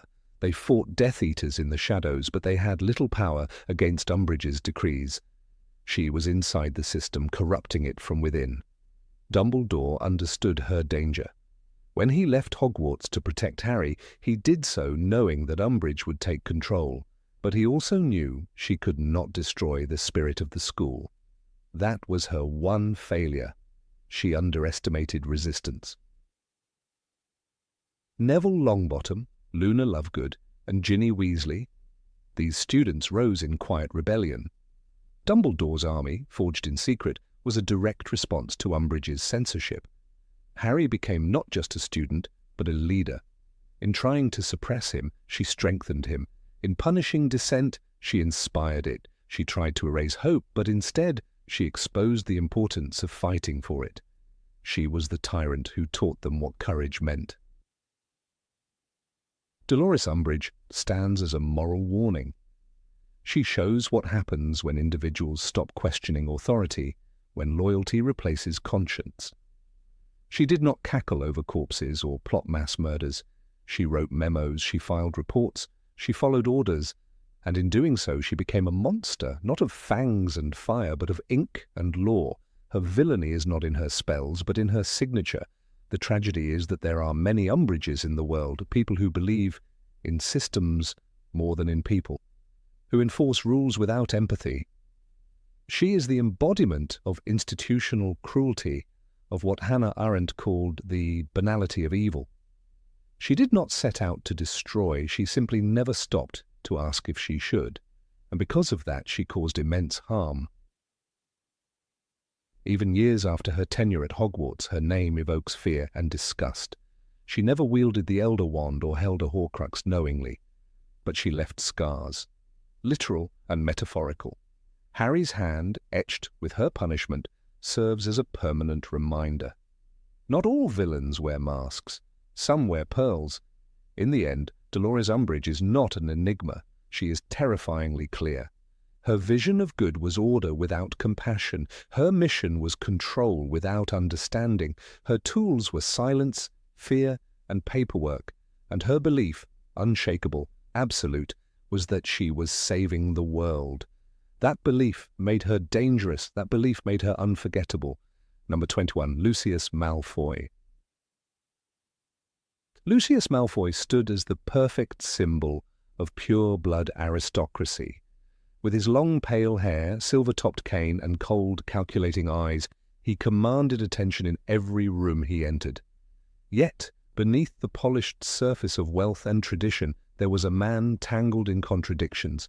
He believed in blood purity, clung to ancient ideals, and surrounded himself with dark magic. But when the world began to shift and danger crept into the heart of his manor, those grand convictions began to crumble.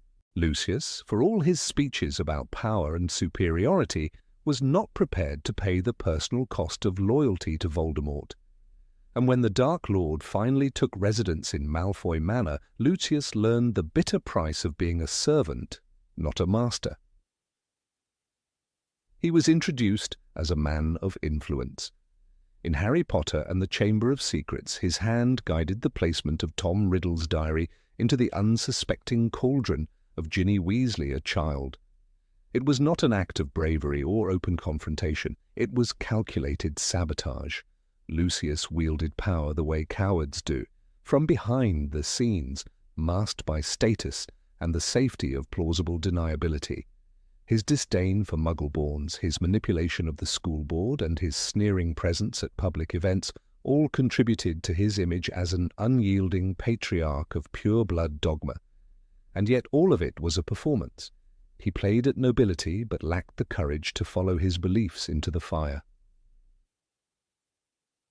When Voldemort returned, Lucius didn't hesitate to rejoin his ranks, not because he truly revered the Dark Lord, but because he saw power rising and feared being left behind.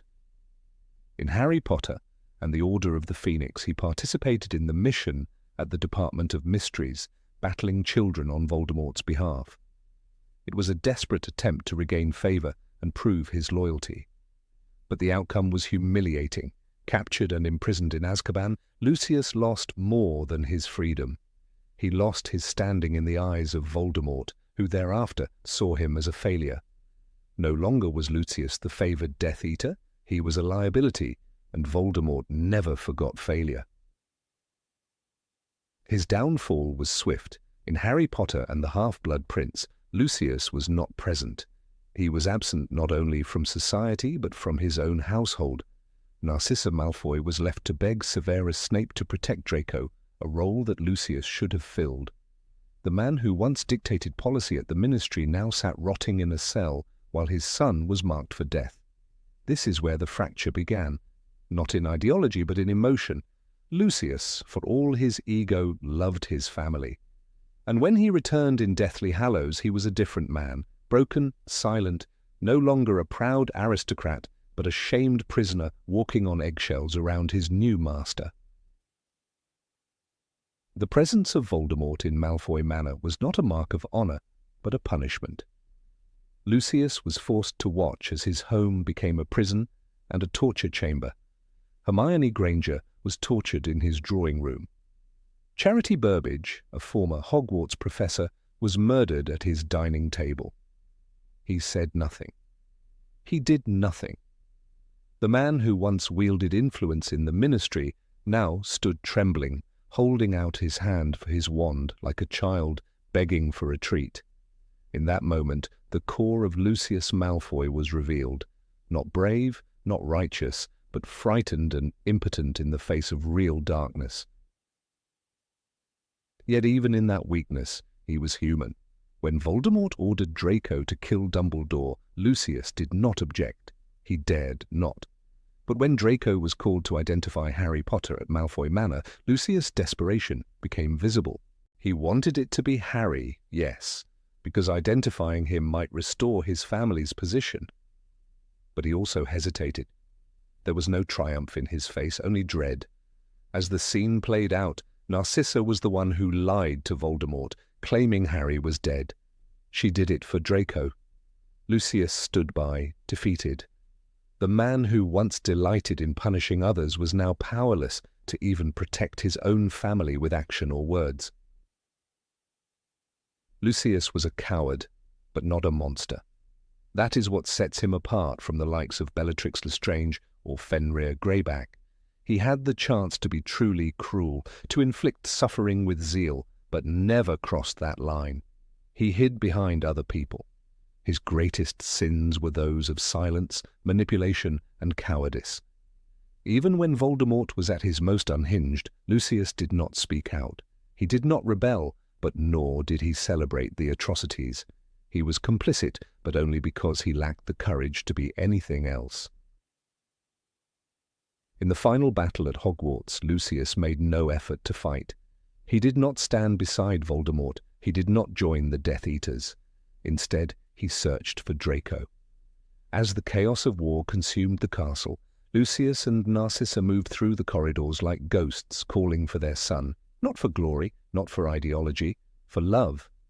It was the only moment in the entire series where Lucius acted on something greater than self-preservation, and yet it was still wrapped in selfishness because Draco was his last remaining chance at redemption, his only legacy. Rowling writes, nobody paid them any attention and nobody stopped them. Lucius and Narcissa Malfoy running through the battle, calling Draco's name. This image is powerful not because it shows bravery, but because it shows defeat. Lucius had abandoned everything, Voldemort, his pride, his allies. He was no longer a Death Eater, he was a father. And in a war where sides were drawn in black and white, Lucius stood as a smudge of grey. He had no courage to stand with Harry, but no loyalty left to offer Voldemort either. He was a man stripped of illusions whose choices had finally brought the world crashing down upon his own roof. What's striking is that Lucius never apologizes, not in words, not in deeds. There is no redemption arc, no last-minute sacrifice, no grand confession. He simply fades into the aftermath, broken and forgotten. His punishment is not death or imprisonment, but is irrelevance. the once mighty patriarch of the Malfoy family, becomes a silent figure in the background. Draco returns to Hogwarts, seeks a quieter life. Narcissa keeps her dignity, but Lucius is empty. The man who lived by appearances now has nothing left to display. And yet, there is something tragic about him. He was not born evil. He was born into privilege, raised in a culture of supremacy and fear. He followed the path laid before him, never questioning it until it swallowed him whole. He is a cautionary tale, not of ambition, but of submission. He shows what happens when a man surrenders his will to a dangerous ideology and finds, too late, that the power he worshipped demands everything in return. His son became a pawn, his home became a fortress for evil, and all he could do was watch. In the end, Lucius Malfoy is a man who failed at every role he tried to play. He failed as a Death Eater, as a politician, as a schemer. He failed as a husband who let his wife beg for their son's safety. And he failed as a father who could not protect Draco until the war was nearly lost. But in those failures, he became a more human character. Because unlike Voldemort or Bellatrix, Lucius had something to lose. And he lost it all. His story is not one of redemption, but of unraveling. The layers of arrogance, influence, and ideology peel away to reveal a frightened man trapped in a world he helped create, but no longer understood. He was a villain, yes, but one made from fear, not hatred, from pride, not cruelty, and that is why he remains one of the most morally complex figures in the series. In the epilogue, we see Draco at King's Cross watching Harry with wary indifference. Lucius is absent. It is not stated where he is or what became of him, but his absence speaks volumes. The world has moved on without him. The ideology he clung to is dead. His influence is gone. The man who once dreamed of reshaping the wizarding world in Voldemort's image is now a shadow, a memory, a warning. There's a moment in The Half-Blood Prince when Dumbledore says, "You are blinded by the love of the office you hold, by the love of the position you hold in society." That could have been said to Lucius. He never fought for Voldemort's cause because he believed in it with his soul. He fought for it because he thought it would keep his place at the top. When it didn't, he broke. But even in that breaking, he showed that there was something in him that feared losing family more than power. That small fragment of humanity is what stops him from being a monster. He is the mirror of what many in power become when ideology is stripped away, someone who is terrified, clinging to the illusion of control. Lucius Malfoy is a villain because he enabled evil, not because he loved it. And that distinction, that fine, uncomfortable line, is what makes him unforgettable. He reminds us that not all villains carry knives. Some carry canes, wear expensive robes, and speak in measured tones. And some, in the end, are destroyed not by heroes, but by the very ideologies they served. Number 22, Harry Potter.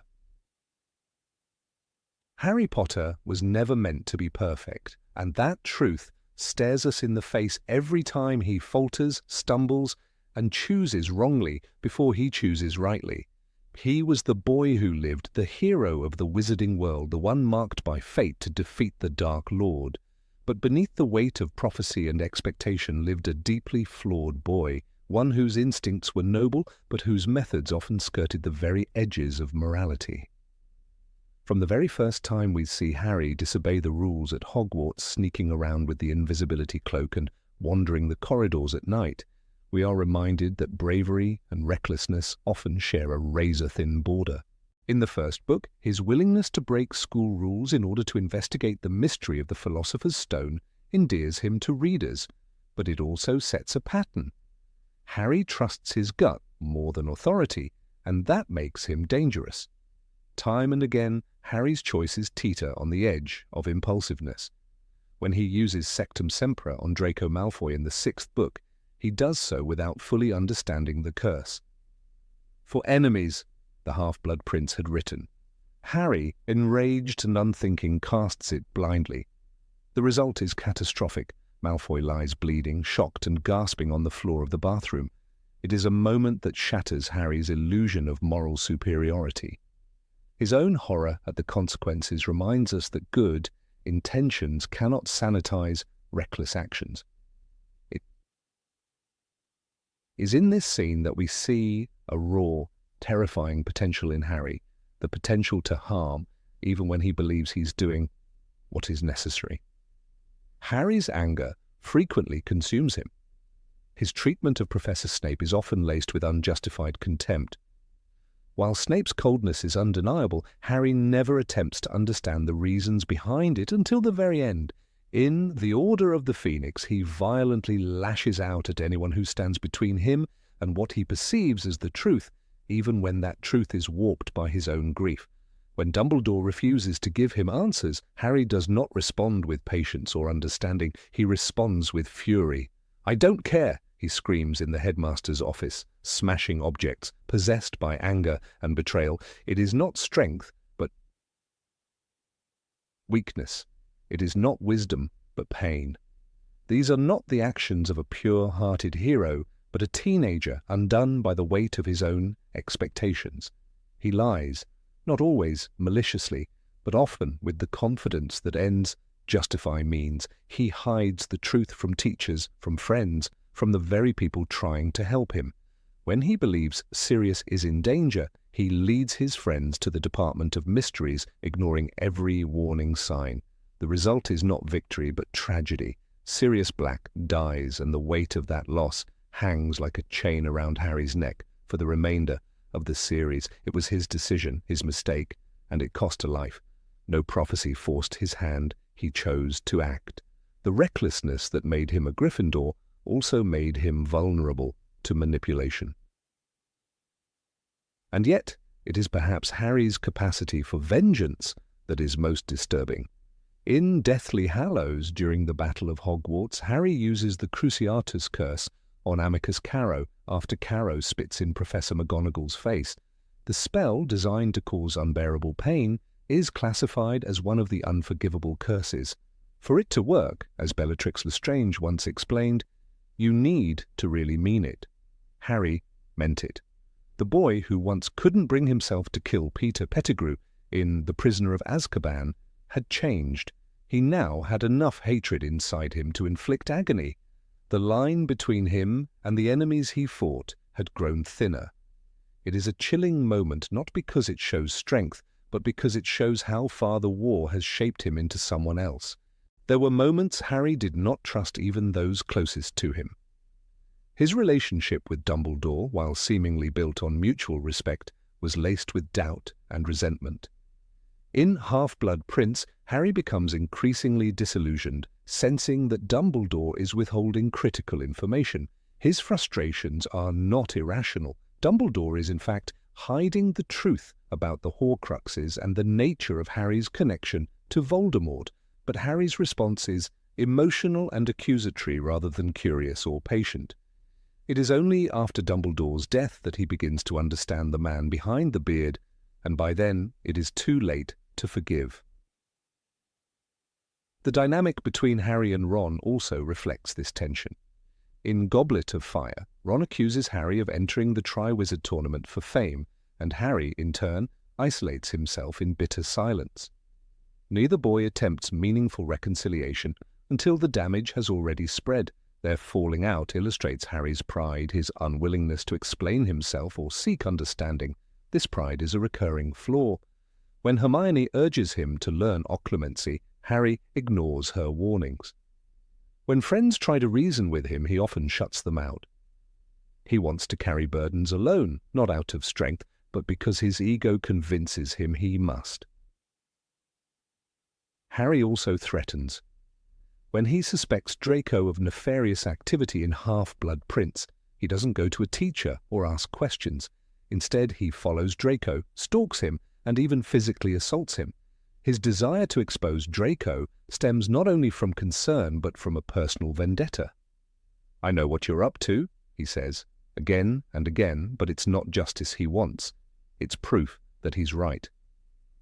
Even when the facts are unclear, Harry is driven by his own version of the truth. He acts first and thinks later. The parallels between Harry and Tom Riddle are not incidental. Both are orphans, both are marked by power, prophecy, and loneliness, both command the loyalty of others, but what separates them ultimately is choice. Dumbledore tells Harry, "It is our choices that show what we truly are, far more than our abilities." Yet even this ideal is tested when Harry begins using the Marauder's map to secretly spy on people. He uses the Resurrection Stone to call back the dead, despite the emotional dangers. He controls Kreacher only after learning to manipulate his emotions. The morality of his choices often relies not on what is right, but what is necessary. His decision to use the Imperious Curse during the break-in at Gringotts is another moral rupture. He compels Travers and Bogrod against their will, effectively robbing a bank through magical coercion. The ethical implications are profound. To Harry, it is war. To readers, it's another step away from the boy who once refused to use magic to harm even Dudley. In Goblet of Fire, when Barty Crouch Jr., disguised as Moody, demonstrates the unforgivable curses, Harry is visibly shaken. Years later, he uses them himself, not once, but repeatedly. Harry does not forgive easily. When he discovers the truth about Snape's loyalty, he names one of his children after him, but this forgiveness comes posthumously. In life, Harry viewed Snape as a bitter enemy. He never tried to reconcile, to understand, or even to see Snape as someone beyond the past. His instincts were shaped by bias, and that bias colored his judgment. Even after learning about Snape's love for Lily, Harry never interrogates his own actions toward the man who ultimately died to protect him. He also shows moments of shocking coldness. After defeating Voldemort, Harry chooses not to seize the Elder Wand's power. This is noble, but he also chooses not to explain to the wizarding world the full truth of the Horcruxes, the Hallows, or his own role. He disappears from the public eye, leaving many in the dark. Transparency might have helped rebuild trust in magical institutions. Instead, Harry, emotionally exhausted, simply walks away. His silence, while understandable, is another form of abandonment. Even in his school years, Harry's moral compass wavered. He stole ingredients from Snape's private stores. He brewed illegal potions. He cheated during Quidditch practices. These were not grand betrayals, but they reflected a willingness to break rules for personal gain. It wasn't always about saving lives. Sometimes it was just about winning.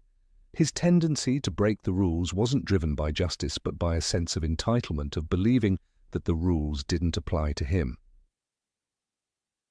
And yet it is exactly this complex moral terrain that makes Harry compelling. He is not a saint.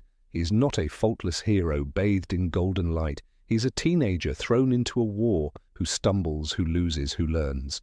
When he walks into the Forbidden Forest to face Voldemort, he does so not out of blind heroism, but out of love, out of duty, and yes, perhaps out of guilt. His entire journey is marked by contradiction. He is the boy who refused to kill when it mattered, and the man who learned that sometimes pain must be inflicted to prevent greater suffering. Harry's humanity is his strength and his weakness. He fails, he grieves, he mistrusts. He acts out of anger, not always out of wisdom, but he also grows. He learns to respect others. He recognizes the value of loyalty, of friendship, of choice. He rejects power when it tempts him most. He never seeks the ministry's approval, never asks for a title. He wants peace more than glory, but he also makes decisions that cost him pieces of his soul. He is shaped by loss, the deaths of his parents, of Sirius, of Dobby, of Fred. All these wounds mark him more than any lightning scar. They make him fearful, suspicious, vulnerable. He lashes out, not because he is evil, but because he is broken. Like any human, he must decide what to do with the hurt he carries. Sometimes he chooses well, sometimes he does not. In the end, Harry Potter remains a moral paradox. He is the chosen one, the boy hero, the vanquisher of evil. And he is also the boy who screams, who fails, who curses, who suffers. That duality is what makes his story powerful. It is easy to admire someone who is perfect. It is far more meaningful to admire someone who is not, but who still tries. Harry's legacy is not built on purity, but on persistence. He does not always know what is right, but he chooses again and again to try. And perhaps that is what makes him worthy, not of worship, but of understanding. Number 23, Bartemius Crouch Sr. Bartemius Crouch Sr. stood at the pinnacle of wizarding authority, a man draped in the polished exterior of discipline and law. He wasn't merely a civil servant in the Ministry of Magic, he was its embodiment. Respected, feared, and unwavering, Crouch epitomized the wartime official, cold, efficient, and ruthlessly principled. Yet beneath that unbending surface, a tragic figure simmered, one whose rigid ideals hollowed out his soul and poisoned the very cause he sought to defend. When the darkness of Lord Voldemort spread like rot through the wizarding world, Crouch did not blink. He responded not with compassion or caution, but with fire, an inferno of legal tyranny that scorched not only the guilty but scorched his own flesh in the process. It began with an ideology, one rooted in justice but steeped in fear. As Voldemort's Death Eaters tightened their grip, Crouch pushed for emergency measures that made a mockery of due process. Suspected Death Eaters were sent to Azkaban without trial. The once proud foundations of magical law were overwritten by executive decisions born in panic. "We'll be handing out summary executions next," muttered a skeptical voice in the Department of Magical Law Enforcement, but no one dared speak too loudly. Crouch was revered as a warrior of order. To oppose him was to appear weak, complicit, or worse, sympathetic to the enemy. Sirius Black, wrongly imprisoned, became a symbol of Crouch's relentless drive. "You never tried to prove your innocence," Cornelius Fudge later told him in Prisoner of Azkaban, but the system never gave Black a chance. Crouch had helped shape that system. His war was not against evil, but against chaos. To him, ambiguity was the enemy, and that meant even innocent men could be sacrificed to keep the machine of justice moving without pause. The public adored him. The prophet printed his name in bold, but within the dark cells of Azkaban, his conscience began to fracture. Then came the ultimate test of his values, his own son. Bartemius Crouch Jr. was found in the company of Death Eaters who had tortured Frank and Alice Longbottom into madness. The evidence was murky. The young man cried out in court, weeping that he was innocent, that he didn't know what he had joined. His mother collapsed in the back row, sobbing into her handkerchief, but Crouch did not falter. "The boy received the same justice as everyone else," he said later. "I was not prepared to make exceptions." Yet it wasn't justice he served that day, it was self-image. The father who had built his reputation as the hammer of the law could not be seen bending it, not even for his own blood. The boy was sentenced to Azkaban for life. The mother, Desdemona Crouch, could not bear it. Within months, her health failed. Crouch granted her a dying wish to see her son one last time, but in the secretive switch they arranged, the mother died in Azkaban, taking her son's place. Crouch Jr. returned home, hidden under the Imperious curse. What began as a legal titan's rise was now stained by lies, guilt, and domestic secrecy. His wife dead, his son a prisoner in the shadows. The man who had once stood proudly in the ministry's halls began to stumble, his will unraveling thread by thread. Winky, the loyal house elf, became the keeper of this broken family's remaining order. She begged for mercy for the boy, insisting that he was improving, that he could be saved. But Crouch didn't believe in redemption, not truly. His brand of justice allowed no room for evolution. Once fallen, always condemned. Winky's pleas became a daily ritual, a sad echo in the Crouch household that he refused to acknowledge. Even in private, he refused to call the boy by name. It was how he referred to his son, an object, a mistake, a cursed reminder. But the House of Cards was already trembling. Voldemort had risen again, though few would believe it. Crouch, once a loud voice against the Dark Lord, had become a bureaucratic relic, hidden behind policies and paperwork. Yet his past would not stay buried. Under Voldemort's orders, Barty Crouch Jr. broke free from his father's control. Winky failed to contain him at the Quidditch World Cup, where Junior cast the Dark Mark, Voldemort's signature, into the sky. The symbol of terror that Crouch had spent a lifetime suppressing reappeared under his own roof. In a tragic twist of fate, Crouch himself was placed under the Imperious Curse by his own son. Trapped in a state of magical submission, the enforcer of laws became a prisoner of the very darkness he had once condemned. Hidden in his own home, robbed of speech and will, he became a cautionary tale. Not a hero, not even a man, just a mute ghost of a flawed ideology. Even his escape into the Forbidden Forest, where he tried desperately to warn Dumbledore, ended in failure. He was murdered before he could speak the truth. Crouch's death was barely acknowledged. In Goblet of Fire, Dumbledore later says, and there was no justice for Barty Crouch. Yet the deeper tragedy is that Crouch himself never truly believed in justice as a moral concept.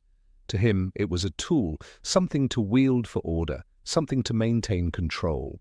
His moral compass didn't point north, it pointed inward, towards self-preservation and reputation. In fighting evil, he adopted its tools.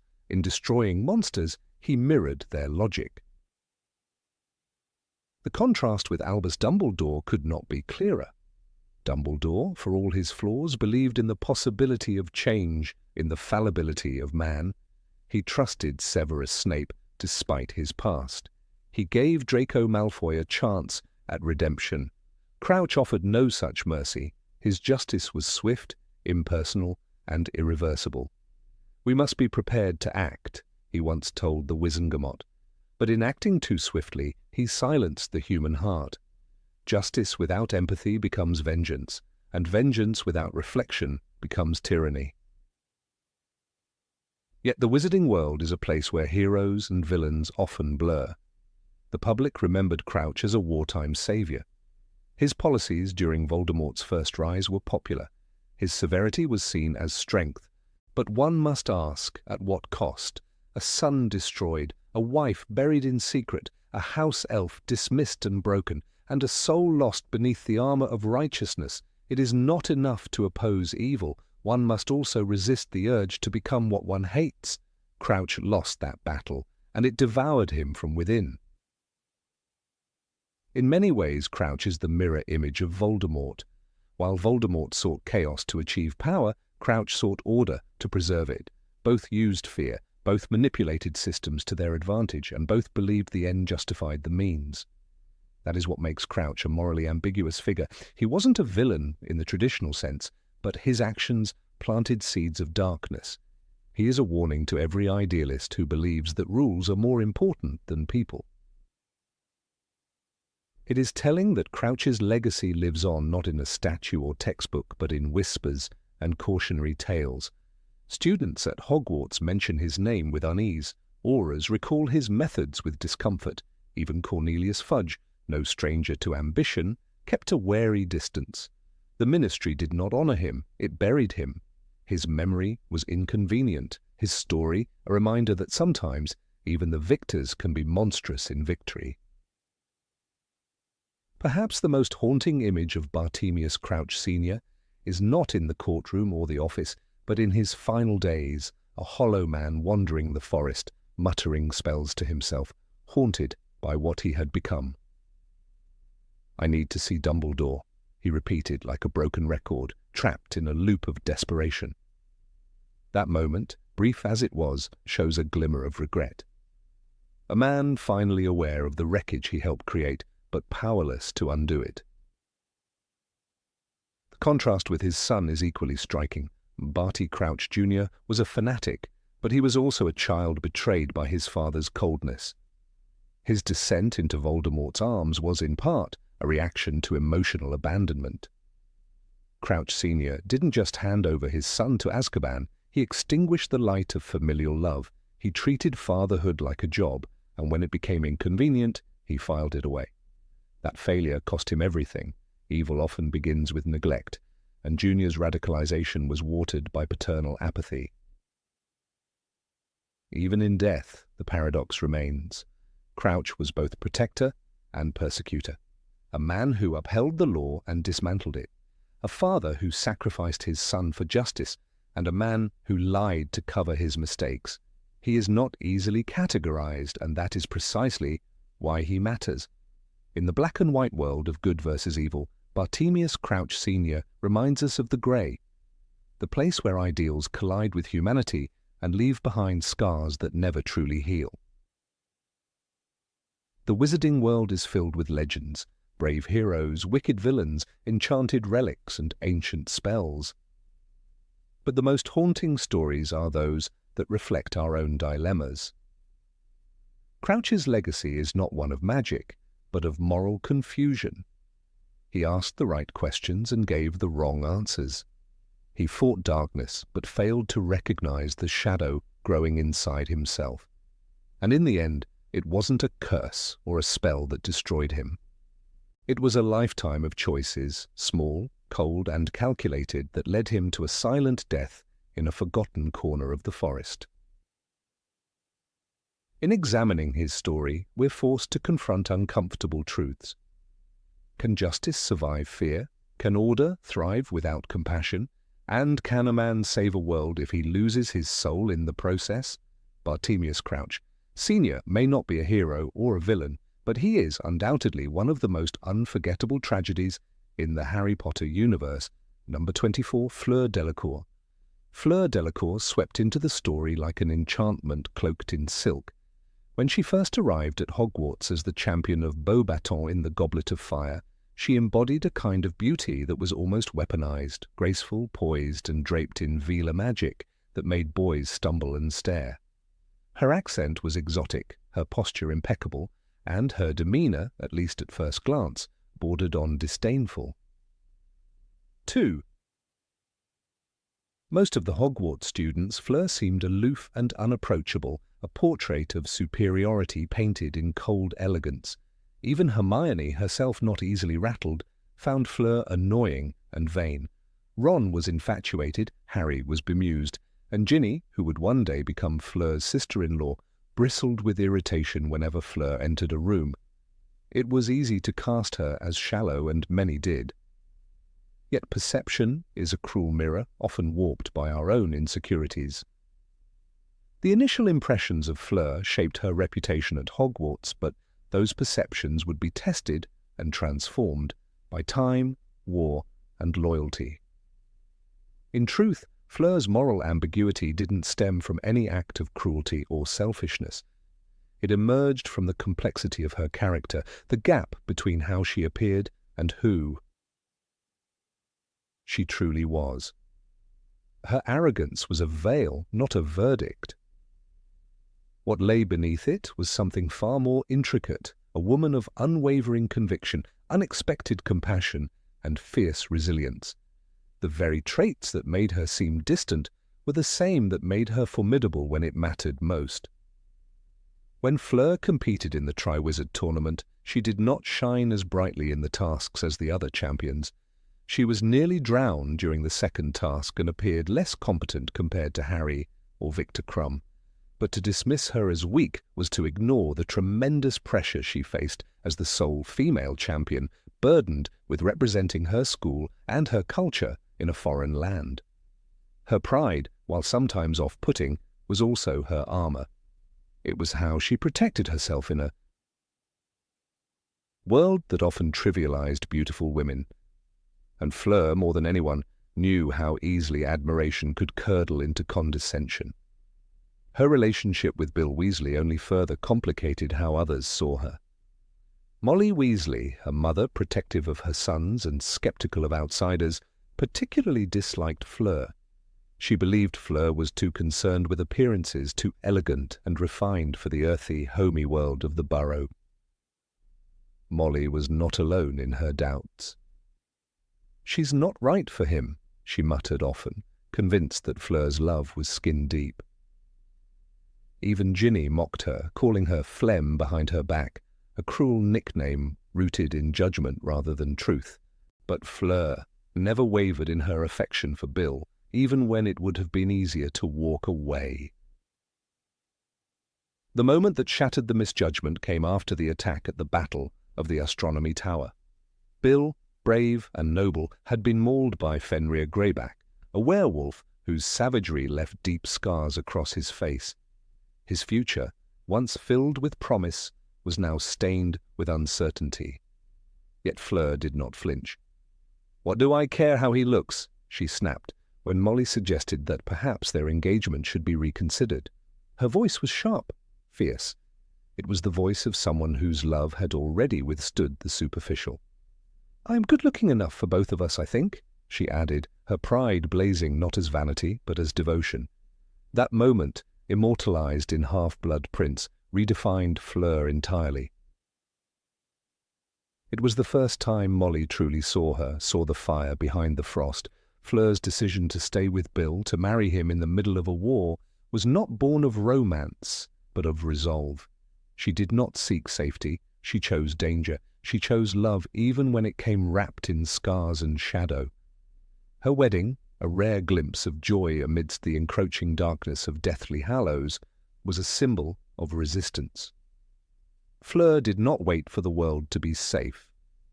She built her future in defiance of fear. That alone speaks volumes about her inner strength. In a time when many chose self-preservation, Fleur chose loyalty, and that choice, made in the flickering candlelight of her own wedding, proved more heroic than any spell cast in a tournament. When the war reached its fever pitch and the trio found themselves hunted and desperate, it was Fleur who opened her home. Shell Cottage, the small refuge on the cliffside, became a sanctuary. There she housed Harry, Ron, Hermione, and the wounded Ollivander. There she cared for Griphook, a goblin who offered her no gratitude. Her hospitality came not from obligation, but from principle. Fleur risked everything by giving shelter to fugitives. The fact that she did so without hesitation reveals the depth of her courage. In a time of fear, she became a safe harbor. This bravery was not loud. It did not announce itself in duels or declarations. Fleur's strength was quiet, rooted in endurance. She endured the judgment of others, the danger of war, the pain of loss. She never demanded recognition. She simply acted when it mattered most.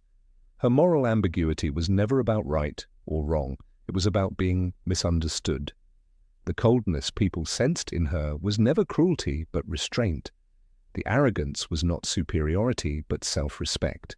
She held herself with dignity because dignity was all she had in a world that often reduced her to a face. Even her Veela heritage contributed to the misunderstanding.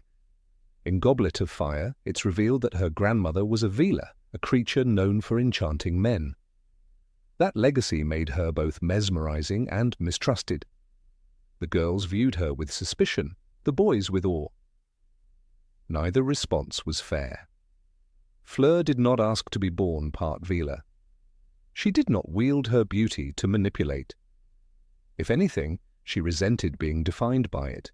Her struggle to be seen beyond her appearance is echoed in countless moments, when her competence is questioned, her love doubted, her loyalty underestimated. Her interactions with Hermione evolved over time as well. At first, Hermione found Fleur shallow and irritating, but through shared trials, through the wedding, through the war, Hermione saw the woman behind the shine. Fleur, too, grew to respect Hermione's brilliance and bravery. Though they were never portrayed as close friends, there was a mutual recognition that formed between them, a silent understanding forged in fire. And that transformation, subtle yet profound, reflected how Fleur changed not only in others' eyes, but within her own heart. In the Battle of Hogwarts, Fleur did not sit safely on the sidelines. She returned to fight, shoulder to shoulder with those who had once judged her. She stood with the Order, with Bill, with the cause that had become hers. Her presence in the final stand was not ceremonial. It was earned. By then, Fleur had become a symbol not of beauty, but of strength. Not of elegance, but of endurance. She was a woman who had been dismissed, diminished, and doubted, and who had proved them all wrong. It is easy to admire characters who wear their virtues plainly. It is harder to love those who require a second glance, a deeper look, a willingness to question first impressions. Fleur Delacour belongs to the latter. Her morality was never compromised, but it was complex. She was proud, yes, but not prideful. She was elegant, yes, but not fragile. She was passionate, yes, but not vain. Her growth was not in becoming better. It was in being finally understood. Even the dynamics within the Weasley family transformed because of her. Molly, who once despised Fleur, came to cherish her as a daughter. Ginny, who had mocked her, grew into a young woman who likely found common ground in strength and willpower. Fleur had not changed who she was. She had simply endured long enough to let the truth shine through. In that endurance, she became one of the series' quiet heroines. Her care for others, especially during the dark times, was never loud. When she cradled Ollivander, when she offered food and rest to Harry, when she bore the burden of secrecy at Shell Cottage, those acts were not done for praise. They were acts of someone who had learned that dignity comes from doing what is right when no one is watching. Fleur's morality, though questioned, was intact. Her heart, though hidden beneath layers of formality, was kind. In the larger tapestry of Harry Potter, where so many characters shift between light and dark, Fleur occupies a special space. She is not a central figure, but her thread is golden. Her story is not about redemption, it is about revelation. The moments that define her are not found in duels or destiny, but in marriage vows spoken over scars, in shelter offered to fugitives, in the quiet strength of being true to oneself despite how others choose to see you. To ignore Fleur's complexity is to miss a vital lesson in the series, that strength comes in many forms and the heart of a hero often beats beneath misunderstood silence. In a world so eager to define women by their appearance, Fleur refused to be boxed. She loved deeply, she fought bravely, and she nurtured without hesitation. These were not contradictions, they were her truth. Even after the war, as peace returned and lives were rebuilt, one imagines Fleur at Shell Cottage, raising her children with the same fierce devotion she gave to Bill. She did not need to prove anything anymore. She had already proven everything. Her character arc, though quiet, was one of the most complete in the series. It is a journey from perception to reality, from misjudgment to revelation. Fleur Delacour, the once dismissed beauty, became a pillar in a crumbling world. Her name may not ring as loudly as others, but her legacy is etched in resilience. She reminds us that moral clarity is not always loud or obvious. Sometimes it walks quietly with grace through the fire and never looks back. Number 25, Professor Quirrell. Professor Quirinus. Quirrell enters the world of Harry Potter and the Philosopher's Stone as a figure cloaked in nervous energy and trembling hands, a man who appears utterly unsuited to the task of teaching defense against the dark arts. His stutter, his constant perspiration, and his hesitations make him almost laughable in the eyes of Hogwarts students, and Harry, still new to the magical world, places little importance on him. In truth, however, J.K. Rowling was weaving a careful illusion. Beneath the bumbling facade lay one of the most morally complex characters in the entire series, a man not born a villain, but rather twisted into one by his ambition and by a confrontation with pure evil. Quirrell was not always the weak shell he presented at Hogwarts. In his earlier days, he was a brilliant student, known for his inquisitive mind and sharp intellect. He specialized in theoretical knowledge with a particular interest in the dark arts, not for their use, but for their understanding. As Dumbledore would later mention, Quirrell was a clever man. He was also ambitious, wanted to make a name for himself. That ambition led him to travel in search of what he believed to be hidden truths, seeking out vampires in Eastern Europe and ruins in the Black Forest, driven by a romantic vision of unraveling ancient magical secrets. It was during these travels that he encountered Lord Voldemort, not the powerful sorcerer of the First Wizarding War, but a half-alive spirit, surviving only by clinging to the remnants of his shattered soul. This encounter marked the beginning of Quirrell's moral disintegration. When faced with Voldemort, Quirrell believed he could learn from him, possibly even outwit him. The arrogance of intellect often tricks a man into believing he can flirt with fire without being burned. Yet Voldemort's presence proved overwhelming. He did not seduce Quirrell with temptation, he broke him with fear. Quirrell, alone and unprotected, found himself entirely at the mercy of a being who could read thoughts, manipulate will, and offer rewards beyond imagination. "He is with me wherever I go," Quirrell later confesses, standing before Harry in the depths of the castle. "I met him when I travelled around the world. I was a foolish young man, thought I could learn all there was to know about the dark arts simply by meeting them face to face. At that moment, Quirrell ceased to be a man acting with agency and became a man enslaved by fear and ambition. His decision to allow Voldemort to share his body was not a single moment of surrender, but a slow erosion of character. Each day he allowed the Dark Lord to feed on unicorn blood through him. Each time he performed acts that darkened his soul, he drifted further from who he once was. It is this gradual loss that makes Quirrell a tragic figure. He does not merely betray Hogwarts, he betrays himself. He becomes the living proof that knowledge without integrity leads not to enlightenment but to servitude. The mirror of Erised, in which Quirrell sees himself presenting the Philosopher's Stone to his master, reveals everything about his internal state. He no longer desires personal power for its own sake. His greatest wish has become Voldemort's approval. This transformation of desire is devastating. A man once driven by intellectual discovery is now reduced to a vessel, yearning only to please the force that dominates him. The very purpose of his life is inverted.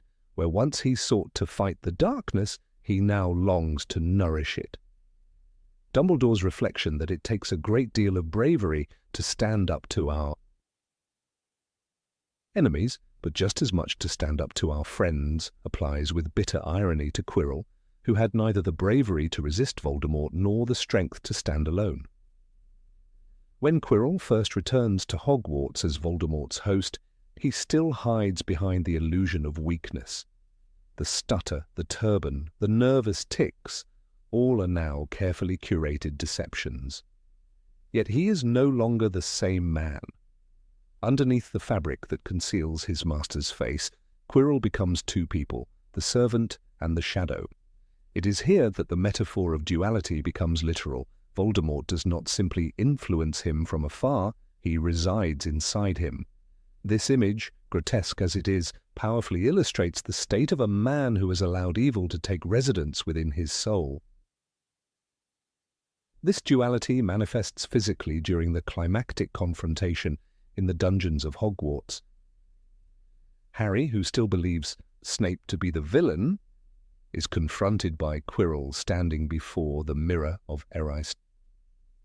The moment Harry touches Quirrell and the professor begins to burn, Rowling presents a powerful allegory. Evil cannot abide the purity of selfless love. Quirrell, whose life is now entirely consumed by Voldemort's purpose, cannot bear to touch someone still protected by love. It is not magic in the typical sense that defeats him. It is moral clarity. Your mother died to save you. If there's one thing Voldemort cannot understand, it is love, Dumbledore later explains. And Quirrell, who abandoned love, who cast aside morality for ambition, is incinerated by that which he could never possess. Quirrell's death is not celebrated. He does not scream grand threats or offer last words of revenge. He dies quietly, broken and forgotten, crumbling into dust while Voldemort's spirit flees. It is a harrowing reminder that evil, when embodied in the weak, destroys them utterly. The man who once studied dark creatures with curiosity becomes one of the most disturbing creatures himself. A man with no identity left, his will eroded, his face quite literally replaced by someone else's. It is the ultimate price of surrender. Yet there is another layer to Quirrell's story. It is the lesson of how power appeals to the vulnerable. Unlike Voldemort, who pursued domination from the beginning, Quirrell's descent was not born of cruelty but of inadequacy. He believed the world had overlooked him. He was not charismatic like Gilderoy Lockhart, nor brave like Lupin, nor wise like Dumbledore. He wanted recognition, and he wanted control over his own fear. In that way, he represents a quiet kind of evil, the type born not from hatred, but from weakness. Fear of a name increases fear of the thing itself, Hermione says. Quirrell's life proves this. His fear of Voldemort did not protect him, it consumed him. The tragedy deepens when we consider that Quirrell was once on the path to doing good. His academic interest in the dark arts could have served as a valuable tool in educating future generations about resisting evil. Had he possessed a mentor strong enough to guide him, perhaps even Dumbledore himself, his fate might have been different. But the magical world is often quick to disregard the meek and celebrate the bold. Quirrell, insecure and uncelebrated, was left to face the abyss alone, and it devoured him. His story is a mirror to those who underestimate their own vulnerability. He did not wake up one morning and decide to become a monster. He stepped toward it gradually in search of something noble, but lacking the foundation to resist corruption. Even Voldemort himself says, "There is no good and evil, there is only power, and those too weak to seek it." Quirrell, ironically, sought power to escape weakness, and in doing so became its very embodiment. What separates Quirrell from other villains is the absence of malice in his early character. Bellatrix Lestrange delights in cruelty. Lucius Malfoy manipulates others for status. Even Draco in his youth is motivated by pride and prejudice. But Quirrell simply wanted to be more than he was. This makes him more relatable and therefore more dangerous. He teaches us that the line between seeker and servant can be thin when fear and pride mix unchecked. Quirrell's fall also serves as a prelude to the broader themes of the series. Rowling introduces him as a warning. The battle between good and evil is not always fought with wands and spells. Sometimes it is waged within a man's conscience, and sometimes losing that internal battle doesn't look like rage or violence. Looks like a soft-spoken professor, too timid to say no when evil whispers promises in the dark. The absence of a family or close relationships in Quirrell's life is striking. He has no friends at Hogwarts, no allies, no human connections to ground him. Voldemort preys on this isolation. Just as Tom Riddle learned to manipulate others by exploiting their desires, so does he master Quirrell by offering him purpose. It is chilling to realize that the man who shares his body with the Dark Lord dies without anyone to mourn him. In a castle filled with magic, laughter, and life, Quirrell dies alone, unseen, unwept. Even Dumbledore, who is renowned for his forgiveness and understanding, offers little sympathy in the end. He refers to Quirrell's actions as a choice, however tragic, and reminds Harry that to have been loved so deeply, even though the person who loved us is gone, will give us some protection forever. Quirrell had no such love. He had only shadows, and they devoured him. The image of Quirrell unwrapping his turban to reveal Voldemort's face is one of the most iconic horror moments in the series. But beyond the spectacle lies a sobering message. When we hide our fears instead of confronting them, they can become our masters. Quirrell wore his weakness like a shield, and in doing so invited darkness to wear him like a cloak. His ashes in the dungeon floor are not simply the remains of a villain defeated. They are the remnants of a man who began with promise and ended as a ghost in his own body. Quirrell is a cautionary tale, not about the dangers of magic, but about the cost of compromise. He reminds readers that evil often enters not as a storm, but as a whisper. Quirrell's life asks us the question, what would we do if offered power to overcome our fears? And if we said yes, would we still be ourselves afterward?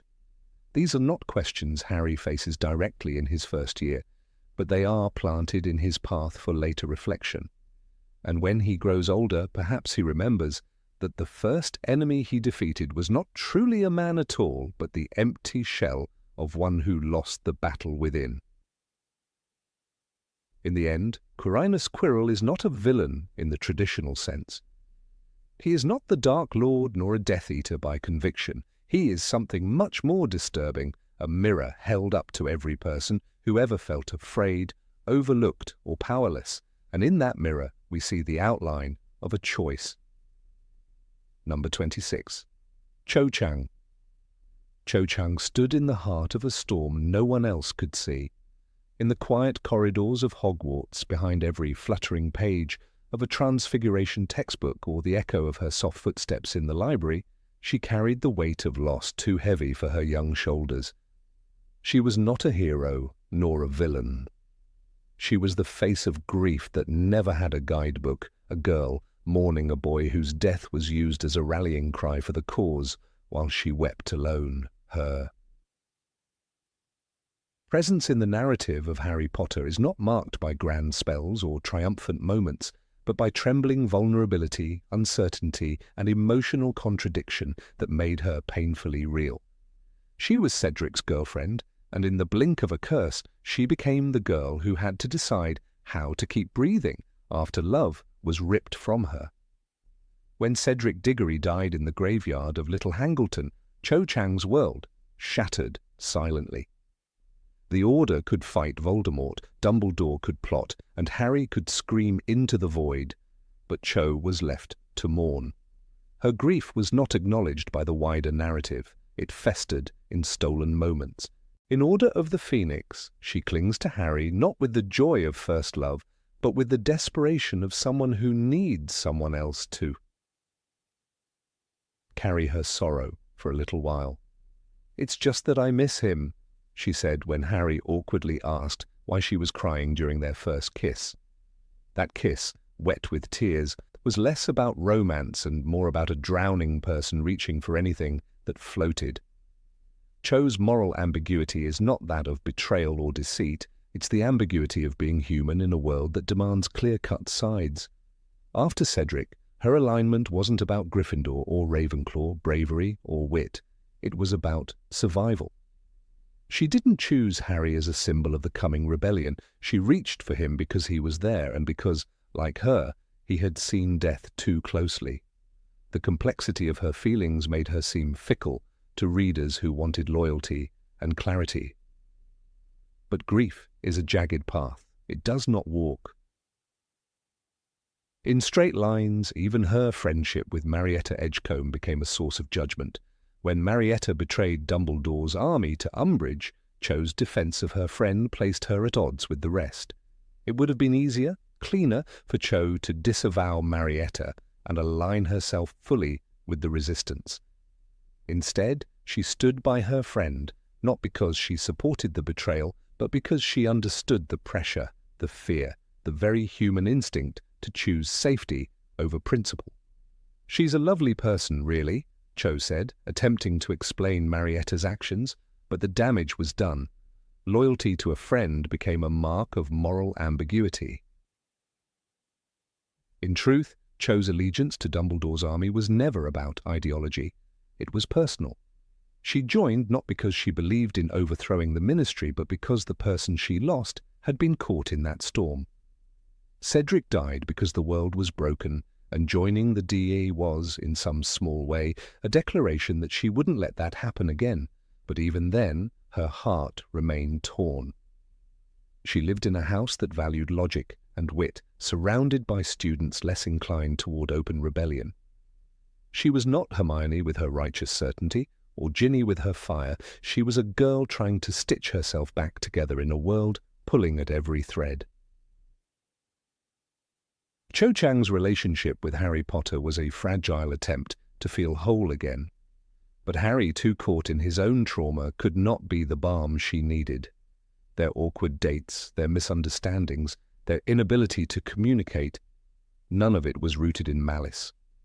It was two broken people trying to build something out of the ruins. When Harry became frustrated with her tears or her jealousy of Hermione, it wasn't cruelty, it was immaturity. When Cho failed to give Harry the unwavering support he expected, it wasn't betrayal, it was evidence that she wasn't a symbol, she was a person.